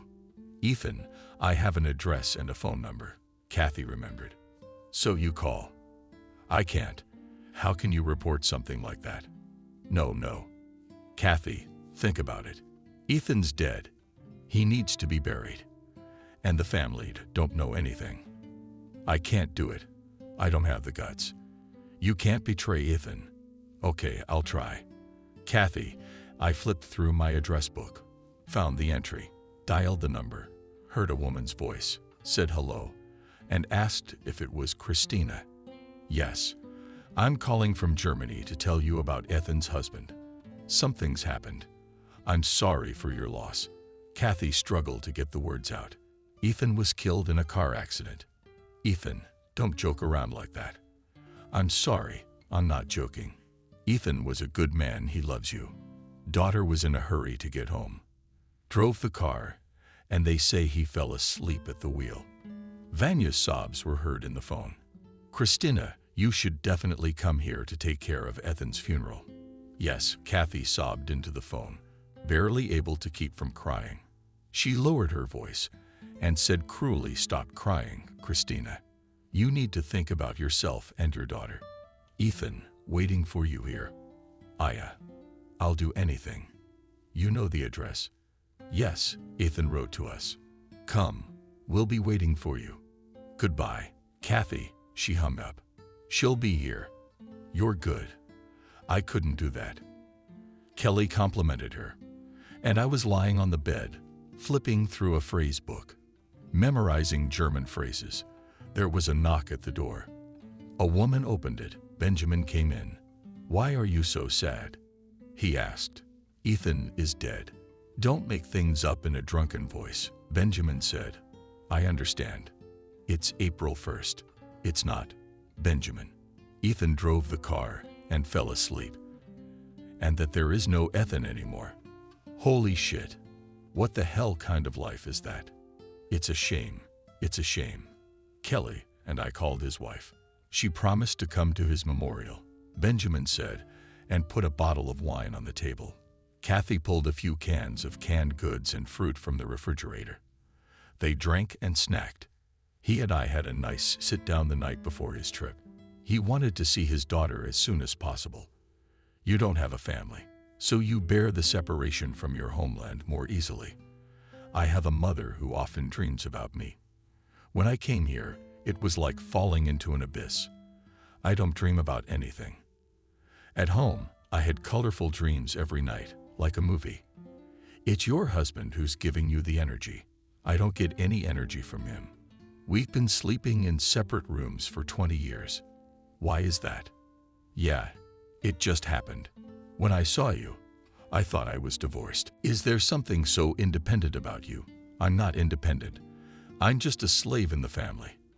I never thought people would get that impression. Kathy, you make such an impression on me that I'd do anything to please you. Benjamin, I'm nice to you, but don't count on it. You're just messing with me. Enough of this idle talk. Kathy stopped him. Right? Yes, let's drink to the most beautiful woman in Germany to you. Don't lie. I know I'm old and unassuming. You just don't understand anything about female beauty. Benjamin reached out for a hug, and she pulled away. And with the bridge. Ethan, the wife, promised to come. It's a pity for everyone. And you too. You don't live, you exist. Such a woman is a queen. Benjamin lowered his head doomedly. I don't want anything. I just want to pay my son's debt, and then I'll be retired in no time. Retirement. I know what my mom's pension is. We've been robbed of our future, so I'm stealing. To spite the whole world, I'm an extra. Don't you love me? What are you saying? What kind of love can you and I have? We're going our separate ways. I've had it all. And you've just started a life. Kathy resented you.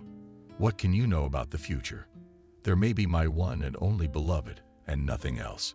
Ethan has his destiny. You have yours. Go away, Benjamin. It's early in the morning. Kathy turned on the light and began to clear the table. Benjamin stood at the door and said, I'm going to a friend's house. She invited me for coffee. He glanced at the woman, as if to see if she was jealous. She smiled with a smirk. Benjamin jumped out. Kathy was habitually waving a brush, painting a wall in the cafe room. Suddenly she stopped, holding her stomach. You Felton? Sympathetically asked his partner. Yes, worried Kathy. Looking for the right said in German that she felt a little ill. Kelly appeared on the doorstep and called out Ethan. His wife is here. She wants to talk to you. I don't get off work until 300. And Christina's in a hurry to catch a train. What about Ethan's anxiety? Kathy asked. They gave her the ashes in a small urn. Is she crying? No, I think she'd cry all her tears. Why don't we ask the master for you? Kelly suggested it. Try telling him I need to see a doctor. I'm finally going to the doctor. Yeah, I can see I can't put it off. All right, let's go. Kelly knocked on the door and entered the handyman's room. Kathy waited, thinking regretfully that she had a hard time with German, so she couldn't use it fluently and had to find translators. After a few minutes, Kelly came out triumphantly and announced everything is fine. You are free for the rest of the day. And the master has also offered you a new job. What kind of job at the cafe? What am I supposed to do there? Making coffee for our bosses to drink during the break. And afterwards, when everyone goes out, you'll help with the dishes. I think coffee smells better than paint. That's great. But will I be able to please him? Kathy said she had her doubts. You will. You can start tomorrow. Thank you. You're my guardian angel. It was you who conquered the master with your hard work and diligence. Christina was waiting for the women near the gatehouse, sitting on a suitcase. A large bag stood next to it. I brought it in. Kathy, Kelly said. She's the one who called you. Thank you very much, said Christina, taking a step towards Kathy. I'm sorry to interrupt you from your work, but I'm in a hurry. My train will be here soon. I'll see you off and you, Kelly, know. I have to meet Carl. The women headed for the train station. Kathy and Kelly had dinner together. Why aren't you eating? Kelly asked. I had a diet check with the doctor. What's the diagnosis? Ulcer. I'm gonna have to eat more. Eat bananas, canned goods. You can't cure an ulcer. I like bananas. Let's hear it. I'm going out with my German on Saturday. Maybe you want to get checked out with me. I'll tell him to bring a friend with him. Why would I do that? There'll be good food. Nice people. You will. I don't know how these Germans will eat themselves up. We'll sit and talk and go our separate ways. It's interesting to see other people. Okay, but please, no matchmaking. I don't like that. Come on, no one's infringing on your precious independence. Al Jazeera poured coffee into the coffee makers, set the tables, clean, with tablecloths, wiped the cups. Looked around the room. She was pleased. The clerk came in, smiled, and praised the goodness. Thank you. Coffee's ready. I can go now. Yes. What kind of coffee? Okay. Kathy smiled and hurried out. How was work at the new place? Kelly asked. It seemed fine. She went to the first one, tasted the coffee, and praised it. It'll be easier for you here. Thanks, Kelly. I'd be dead without you. And with my low blood pressure, coffee is a must. By the way, we've already been invited to the restaurant for Saturday. Our friends are eager to meet us, Kelly said. I'm a little embarrassed. It's gonna be great. You'll see how Germans respect women. She comes to you, brings you a bottle, drinks it herself, and then demands payment in kind. But not everyone is like that most of the time. I understand that poverty has made everyone lose self-respect. What kind of a beggar is a gentleman? But we are rich in soul, and we have only soul capitals left. Kelly said mockingly. Look, your customers are already drunk with coffee. I'll go and wash up after them. It's so warm outside. Kathy sure smiled, her eyes glistening in the bright sunshine. Soon it will be summer. It's beautiful in the mountains now. Kathy on the porch at the cafe was waiting for the bosses. It was obvious from everything that they were satisfied with the coffee. She walked into the empty cafe, put away the dishes, poured herself a cup of coffee, and sat down at the table. Next, she said they liked it. They offered to buy the coffee and thank you. Are you ready? Kelly peeked through the door of Kathy and the room. Yes, come in, Kathy answered, hiding her excitement. Show me. A woman of deep, marvelous beauty stood before Kelly. A long-sleeved black dress was gracefully built up along the bottom. Stanu's russet details in hair was loose for the first time and cascaded marvelously down her back. Delicate gaze, fluffy eyelashes, clear, soft skin. What gave her away was not a woman with a grown son, but a young girl, a beauty. All Germans are yours. I'm not comfortable, Kelly. Keep your tail between your legs. We're the most beautiful and intelligent woman in the world. I see. Installation. I'll give it a shot. All right, everybody. Let's go. The wheels clattered, the train rushed, and Lina rode towards the unknown. Sometimes they talked about something insignificant. Do you love your Carl? Kathy asked. If I didn't love him, I wouldn't be dating him. It took me a long time to choose. Do you know Germans well? How are they different from our men? Germans are not shy to talk about what they feel. Besides, German women know their worth, so their husbands realize that love must be earned. Our men die mostly at a young age because they drink and smoke a lot. More lying on the couch in front of the TV. Kathy supported her friend. Men in general are fickle. Or did he go somewhere else? Or the other one ran away. A woman can't afford it because she's attached to her children. We're approaching. Look, there's our beau over there. How do you like them? How can you tell at once? My friend is a turtle. The women rushed excitedly to the exit. Here we are, cheerfully said Kelly, kissing Carl, the dark male innovator and rather tall guest. That's how the men said hello. Let me introduce you. Mrs. Kathy, said Kelly, playfully looking at the German and her friend. The men kissed Kathy's hand and named themselves. Carl, Friedrich Angel. Nice to meet you too, Kathy replied, looking up at the tall, thin Friedrich. She felt uncomfortable next to him at a height that was only slightly over 1.5 meters. By the horses, Kelly said. No, wait, Kathy stopped her friend. Let's go and look at the timetable. What time is the evening train? We asked for 2 days. I want to be back tonight. You're on it straight, aren't you? Yes, I know the timetable from memory.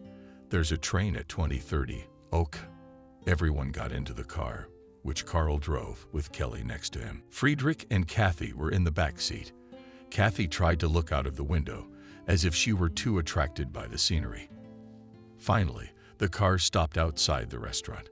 Friedrich got out first, walked around the car, opened the door, and gave Kathy his hand. Next, he pronounced MT. She thanked excitedly, feeling the warmth of his hand. As they climbed the stairs, Friedrich supported Kathy. At the table, they found themselves opposite each other. Tay was very shy. There was very little of him. Kelly, translate, please. I'm sorry, Mr. Friedrich. I don't know the language, so it's very difficult for me to maintain a conversation with you. Kelly translated. Friedrich smiled and answered briefly. Friedrich says he understands you well with his heart without words.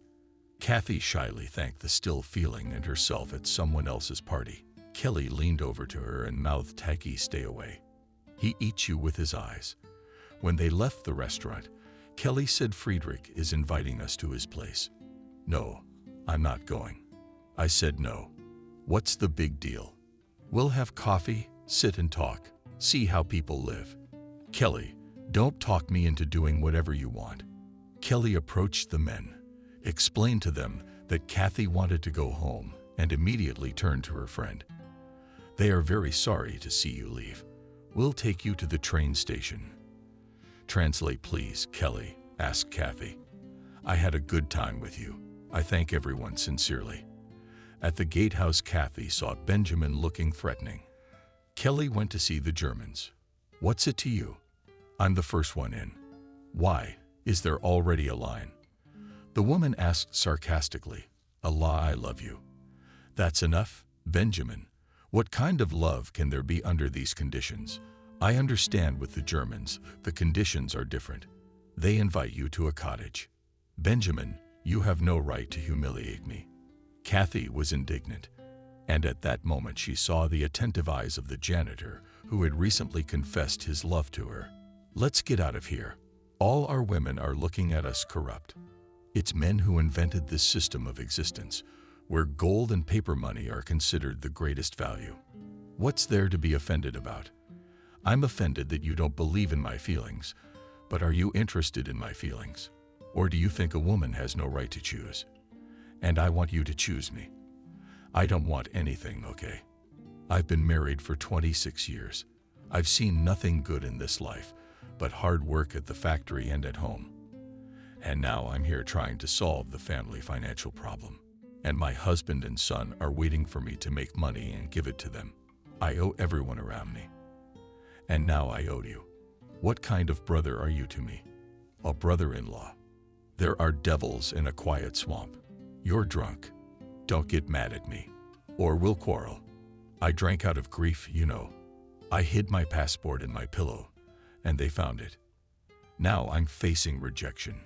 Do you realize that? Benjamin shouted. He put his arms around Kathy, pressed her against the wall, and kissed her. Get off. Angrily, she said. I'm not clinging. A shadow will follow you. Boy, you don't make people laugh yet. As she was mopping the cafe floor, Kelly came running in. Hi, Cinderella. Hey. How's it going? Kathy asked. Did Friedrich like you? He's divorcing his wife, by the way. What could he possibly like? We didn't even talk, Kathy shrugged. Men have their own understanding. What about him? Nothing. Attentive and good-looking. Just very tall. Carl told me that Friedrich likes women as small as dolls so that he can carry them in his arms. That's right, but so does everybody. Yesterday, Benjamin almost raped the horny tribe. Saw him all beat up today. He was drunk, said Kathy. Said he got into a fight with somebody. He's a badass. Let's go out Saturday, said Kelly. Our dates want to see us. I don't want to. What's wrong with it? I'm fine. I'm just embarrassed about myself. Don't make it up. Think about it. Saturday's a long way off. Okay, I'm off. Kelly walked out, and I wondered what he hadn't found for you. God, What a man wants. They're all the same. The girl shook her head and brushed that heavy Russian braid off her shoulder. She looked out the window and saw a strange woman in the yard. Next, she said to herself, "Oh, here comes the new girl. Maybe a countrywoman is carrying us around the world. We have no refuge. We've lost ours and gained no refuge." Kathy walked through the town. She passed a familiar church she frequented. She went to a shoe store. She tried on a pair of high-heeled shoes. The not young salesman looked at her feet with delight, handed her the shoes, saying her head would light up. Kathy, with signs and words, which she remembered from memorization, explained what kind of shoes she needed, showed what high heels she wanted. "Good, Kathy, good," replied the salesman. "Give the woman shoes." Finally, Kathy chose expensive black shoes with very high heels, trusted them, and it was as if she had grown up. After all, the price? She asked. Finn Feinberg, 500 marks. Kathy looked at the salesman confusedly, but after a moment's thought she waved her hand and paid the money for the purchase. Kathy, as usual, had lunch with Kelly. This time they were in a small room, quite OBG that you know. "Our suitors are preparing a surprise for us," Kelly said. "What kind of surprise?" "How should I know why you're seducing me? You know I'm a weak and curious woman. I'm not eating. I'm giving you a chance to have an interesting time on your free days instead of sitting here. You've seen for yourself that these Germans are decent people. They work at a company that makes transformers. They earn good money. They're happy to do something nice for us. I've noticed, Kelly, that they treat us nicely and with respect. I don't regret coming with you at all. Then put aside your self-importance and agree to ride with us on Saturday." "All right, we will," Kathy promised. "I can make Friedrich happy that you will," Kelly clarified. "You can. Carl said that Friedrich is very impressed with you, so shocked. No one has ever seen him before. And I've prepared for the new meeting," said Kathy. "How I bought new shoes. Show me." Kathy pulled a box of shoes out of the closet. "Chick," raved Kelly. "And hundreds of stamps. Aha! But they're worth it. Worthy." Kathy with shoes walked across the room, majestically beautiful. "Great. In those heels you can look down on Friedrich." Kathy took off her shoes and became small again. She said, "I don't know how to do anything. Kelly, even though you've been married for so many years, I'm afraid of these games. In short, dark, I am nothing. All clear and just be yourself. I don't need anything more from you." A beautifully assembled Kathy and Kelly walked out the front door. They were greeted with flowers by Carl and Friedrich. There was another couple with them, a tall basketball player girl and a stocky man, about 40 years old. They said hello. Kelly told Kathy to meet Clara and Helmut. "Nice to meet you." Kathy gave her hand first to Slaga, and after Helmut, Slaga was invited by Friedrich as an interpreter.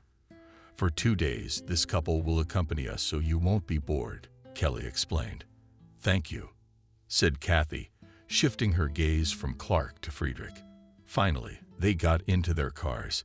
Kelly and Carl drove separately. Friedrich sat behind the wheel of the second car. Next to him, Kathy, Clara, and Helmut took the back seat. The cars stopped outside a large store, where even the windows seemed to emit expensive odors. "Men invite us women to choose cosmetics as gifts. What anyone likes," said Clara. "Thank you. But I don't need anything," replied Kathy. "TZ Orbit?" asked Friedrich. "Kathy, men want to make us feel good. There's nothing wrong with that. A normal sign of attention, which does not oblige to anything." Trying to indoctrinate her. "I can't take the gift. I'm sorry, Clara, I'm so badly brought up." "Okay," said Friedrich. Kathy shook her head. Her gaze was so unbreakable that Slaga waved helplessly and plowed out of the car. But immediately Kelly ran up to the car and began to coax you. "What are you hiding? Let's at least go and see the goods." Kathy realized she was holding up the group. She got out of the car and headed into the store with everyone else. The windows shone for left many bottles with gold stoppers. colorful boxes, tastefully decorated with amazing artificial flowers. All this delighted and charmed the women. Friedrich asks what you want to buy. Turned Clara. Nothing. And please do not address me with such questions again. Friedrich silently and coldly walked beside her. Kathy took a glance at the store and went outside. Kelly and Clara came out with happy faces. They were discussing something animatedly, carrying brightly colored packages. "Look, we have real French perfume," Kelly said excitedly. "I'm glad you found gifts to your liking." Kathy smiled back. There was no envy or resentment in her eyes. The group crossed the street and headed for the grocery store. Friedrich walked beside Kathy. He pushed the cart in front of him. From time to time, asking you, "What I want to buy, I don't know." Looking at the sausages and hams, at canned fish and vegetables, shrugged. Then Friedrich began to put supplies of his own taste into the cart himself. Also calmly passed by confectionery. Only in the fruit department she could not resist. Stopped, pointing with her hand to grapes, peaches, and bananas. Gut. Rejoiced, Fry began to fill the cart with fruit. Their car was rushing along the highway. Kathy glanced at Friedrich's hands, which confidently controlled the car. She looked ahead at the road, but with a corner of her eye, she still watched his face, pleasant and concentrated. We stopped near a small restaurant. The group entered, sat down at a table in a deep, cozy alcove, where they were invited. Music was flying, where they could relax and talk. Kathy was seated next to Friedrich. To her right sat Clara as a translator. Pour champagne. The first glass to the women. Carl said a toast. Kathy clinked glasses with Friedrich and other participants of the feast. She bought wine and snacked on chocolate. I didn't feel like eating or drinking. It was nice to feel that there was a man sitting next to her who was looking at her lovingly. Something had finally shifted in her heart. A sudden and young feeling came over the woman. Friedrich is a good man. I've been his friend for a while. I whispered in his ear, "Kathy, Clara." But at that time, he was just getting a divorce, and I needed to get my life together right away. So I latched on to someone else because he was single. And you're still on good terms with Friedrich? Yes. What's the big deal? We didn't fight. I just made my choice. How nice for you and Helmut. But I still like Friedrich, she admitted. How did you get to Germany? Asked Kathy. I came here legally from the Russian Germans. Carl announced a new toast to freedom. Friedrich asks what to drink, said Kathy. I have champagne. Answer and wine. I don't care. So why don't you get your wife a gin? What kind of gin? I don't drink. An ulcer. Friedrich was gentle and attentive. He made sure Kathy's plate was never empty. He put appetizers and salad on it. They hardly spoke at all. And when they had to ask something, they used the service of an interpreter. Friedrich is inviting us to his place, said Clara Kathy. And Kelly, she's going to Carl's. What should I tell Friedrich? You agree. And do you think I should go to him in indecision? Kathy asked.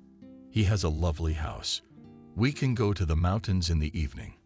It's so beautiful there now. Friedrich waited tensely for an answer. Kathy caught the rapturous gaze of all the men and agreed under the combined attention. I agree. Clara translated her answer, and everyone was satisfied. There was laughter. They raised their glasses again. Friedrich's house stood on a hill. At the edge of the settlement, a lantern was burning above the entrance. Clara and her companion went to the porch. Friedrich lingered by the car, which he had driven into the garage. Kathy wanted to look around, but it was already dark. She walked slowly up the steps and suddenly saw a firefly in the grass. He glowed firefly-like. Kathy exclaimed in surprise. At that time, Friedrich caught up with her and stopped beside her, trying to understand what she was saying. The firefly is right there, she said. Friedrich laughed, and that carefree laugh of his seemed to bring Kathy closer to his soul. Without words, they could understand each other together and rejoice at such a small event. What do you have there? Maybe a treasure dug up? Asked Clara. Firefly is here, said Kathy. Did you find something to be happy about? Slaga replied indifferently. Friedrich's house was large and cozy, and the furniture was so rationally chosen that there didn't seem to be a single superfluous thing. On the walls hung several landscapes.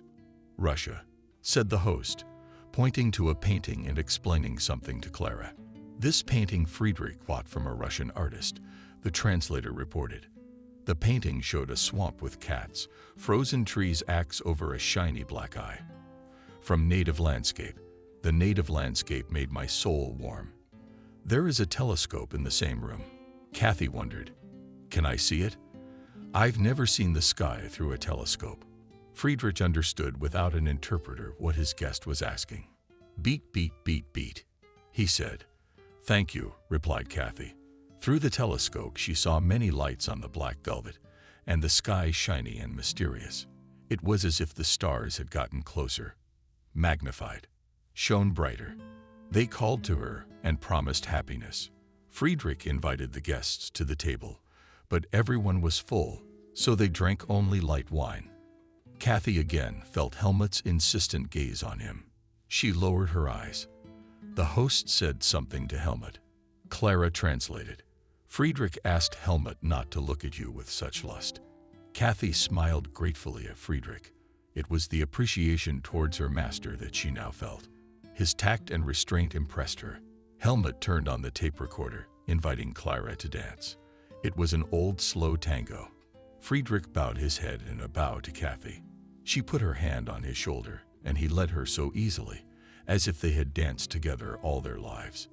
She thought involuntarily that if someone had led me like that in my life, how well I would live. When the music stopped, she looked at the clock and was surprised that it was already 0 o'clock and time was flying.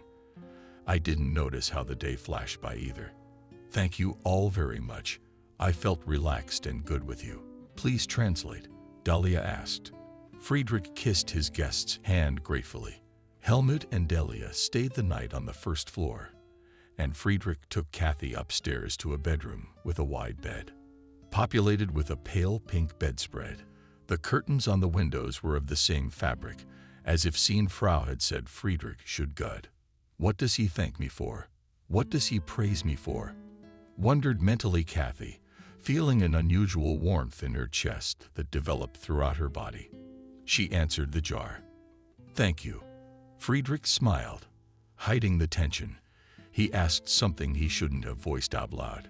Kathy was silent, looking into his eyes, trying to understand his feelings and translating the words she heard from the German, "We will sleep together." Then she answered unnaturally, stretching her arms out to her father in return.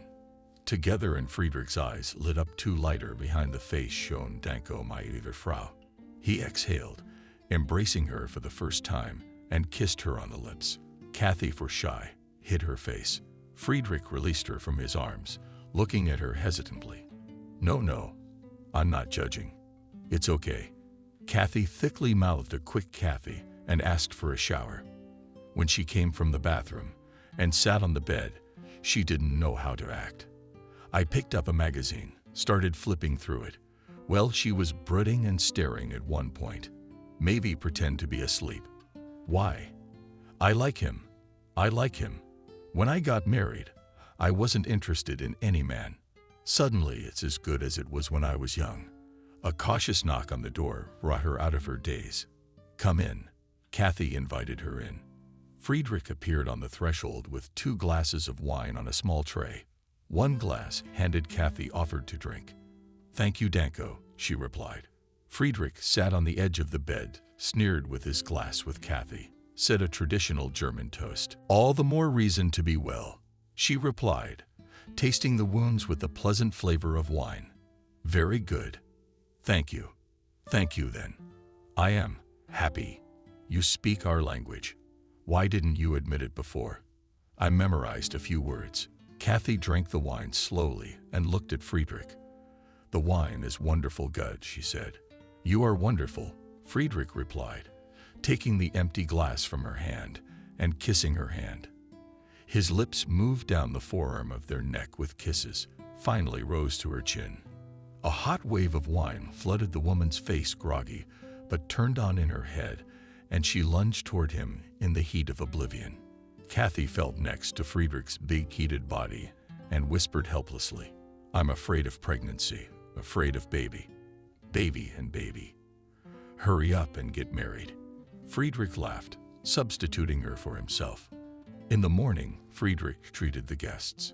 Everyone drank coffee with scones and sandwiches. "What are the plans for today?" Slaga asked. Friedrich answered her something, and she immediately translated his words to Kathy with a poorly concealed resentment in her voice. Friedrich said that he no longer needed an interpreter. "He speaks a little of our language, we understand each other," Kathy replied. "I've never heard him say a word." The interpreter was surprised. "He learned Russian at school.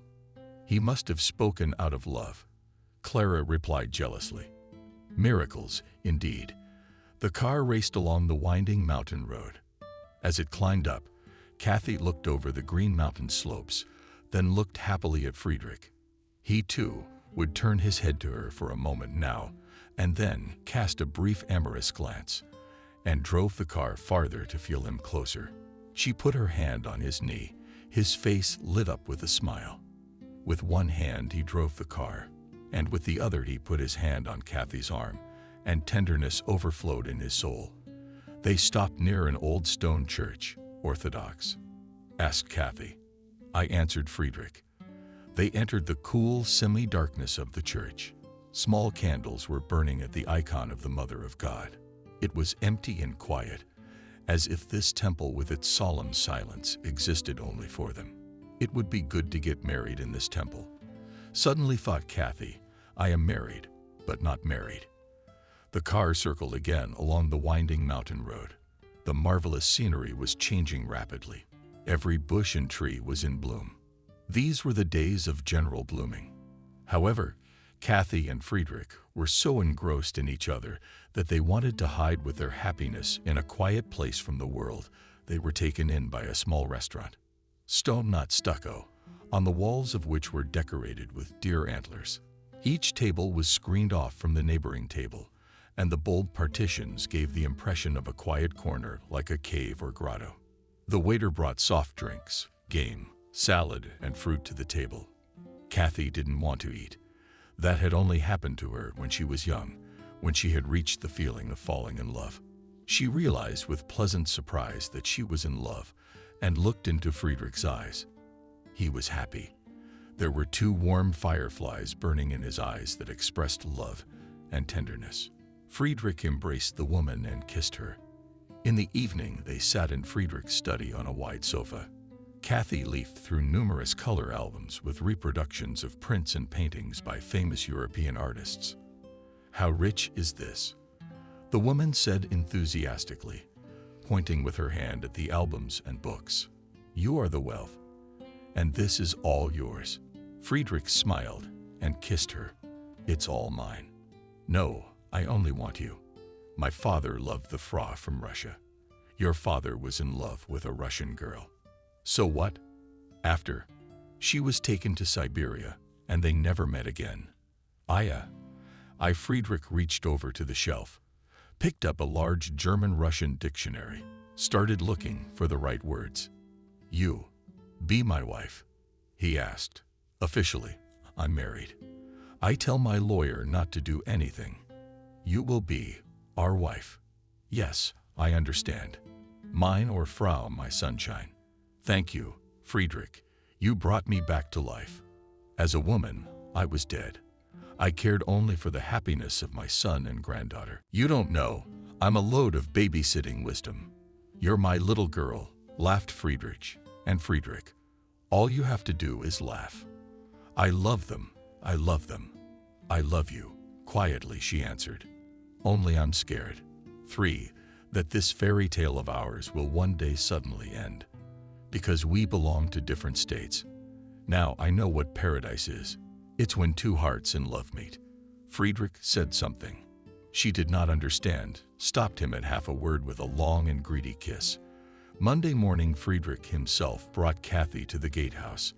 They said goodbye tenderly and lightly with the hope of meeting again soon. Thank you, Friedrich, for everything. I'm happier now than I've ever been. See you at the bank. My beautiful Frau. Love you. Kathy hardly got away from Friedrich and went to the gate. She looked back. Friedrich stopped at the car behind Kathy and Friedrich. Both Cindy and Lisa were watching from the office window. They were conversing in German. Those Russian catfish. Soon all our men will be taken apart with anger and contempt, said Lisa. He seemed to have a real crush on her. Not without envy, said Cindy. He's a man of integrity. And judging by the car, wealthy. Men have a stronger penchant for sex than prudence. Soon you won't find a real pure German all over Germany. The odds will be stacked against them. Everyone should live carefully, Cindy objected. Let everyone live where he was born. Then there will be order. Lisa said that mixing blood is a useful thing. These Russians themselves don't color our breed. I'll do everything I can to get her rejected. Kathy brewed coffee in the cafe, preparing the tables, smiling at her thoughts. Cindy entered the room, stood and watched, and afterward Mademoiselle said, "Do you know how to eat well?" "Good afternoon." "Yes, I agree," nodded her head Kathy. Come on. God willing." Cindy poured herself a cup of coffee, drank and lauded the delicious coffee. "Delicious. Maybe when you get married." "No, ma'am. I'm already married," replied Kathy, trying to stop the unnecessary and empty conversation. "I have the tables ready. May I go now?" Yes, please." Kelly entered Kathy's room and from the doorstep asked how you were not disappointed. "I fell in love like a girl in my 20s. "Good for you. That's the way to live." "Carl said that Friedrich likes you too. We went on a business trip to Berlin for 3 days. Friedrich didn't say anything to me. He didn't know they'd been unexpectedly sent there on something urgent." "Did you have much success?" "Friedrich is thinking of a plan to take you in. He told me he'd consult with his lawyer." "I can hire a lawyer." "You don't need to," Kelly argued. "One here invested so much money in a lawyer. He didn't want to go back to Abkhazia, but he was turned down anyway. Friedrich has his own lawyer. It's more reliable." "Kelly, but I'm married. I asked my husband for a divorce. How am I supposed to tell him that?" "I explained to him very simply that you'd have to get a sham marriage to stay here." "I'll think about it." "There's nothing to think about, nothing to put off. Let's go now." Kathy was dialing her home phone number. Her fingers were shaking. Kelly stood nearby and encouraged her friend. "Calm down. Get your head together. Just say it head on. It'll be easier and more likely to be true." My soul doubled in size, but it was necessary to overcome herself and pretend that nothing had happened. She heard her husband's voice on the phone. "Hello." "That's what I said, Kathy." "Oh, hello. Some friend of yours called, but she didn't explain. I'm guessing it's Christina. I haven't heard anything new yet. Everyone's alive and well. Will you be released soon?" "I don't know, as long as I'm working. But it's not money. It's tears. It's pathetic. You know Cole.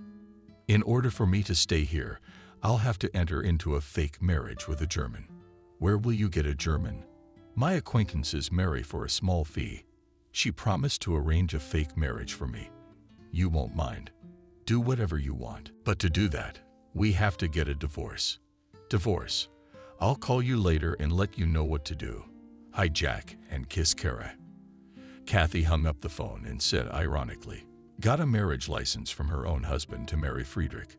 How do you like it?" "It's fine. Did you get what you wanted?" "Happy?" Kelly stated. "You know, when you get down to it, my marriage to Sam has been a sham for a long time. We lived and put up with each other.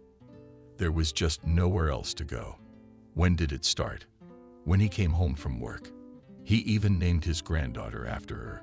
Thought I had no idea." "Kathy, you're so poor. You got one Friedrich left," said Kelly. "I didn't have anyone else." "Did you forget Benjamin?" "Don't give me Benjamin." "I'm kidding. Benjamin was taken to jail, caught stealing. I warned him so many times. Too bad for the guy. Kathy said regretfully. It would have ended this way sooner or later. Such is fate. Kathy waited impatiently for Saturday. She was learning German phrases, preparing tender words for Friedrich. Every spare minute she gave to this occupation. There was a knock at the door. Kathy opened the door and saw the servants. "Mrs. Kathy, have you received a refusal? You must take your things and move out."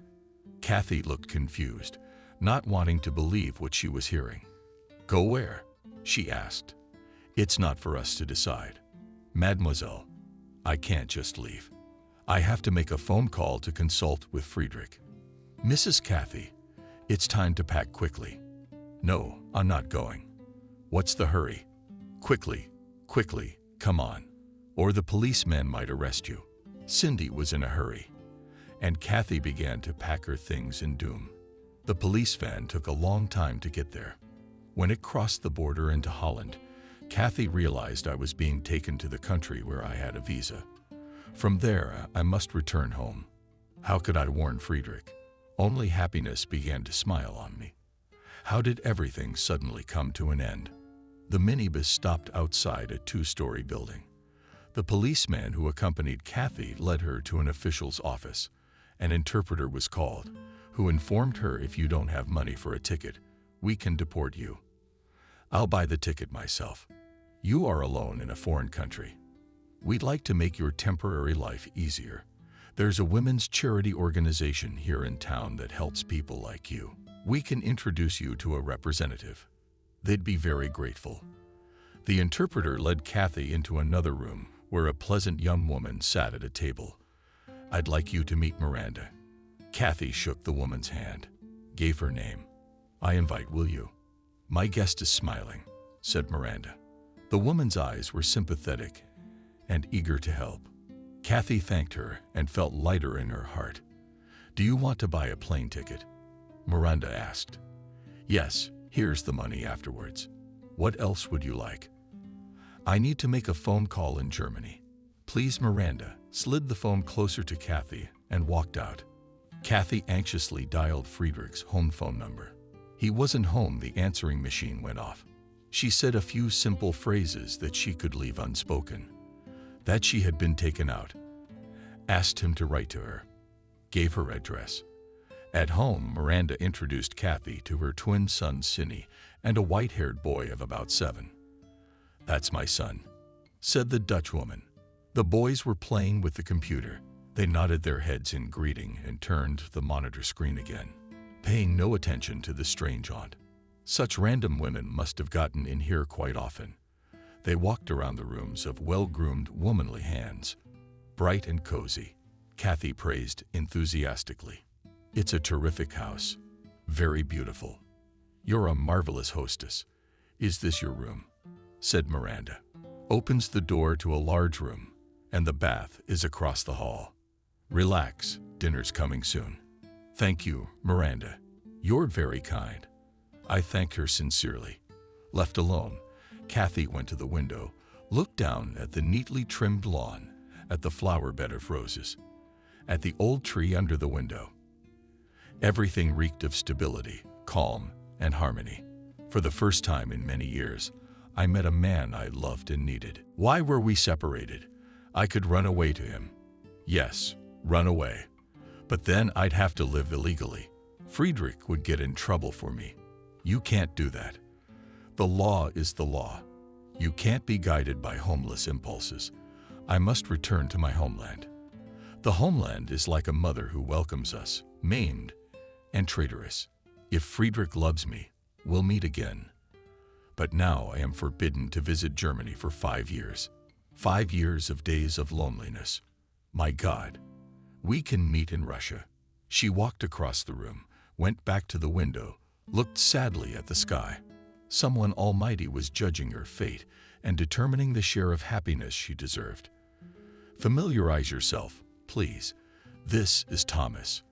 My husband, said Miranda, introducing Kathy to the young man, athletic build. He was buying a ticket for departure. Tomorrow night. Thomas, show you the city. Thank you very much.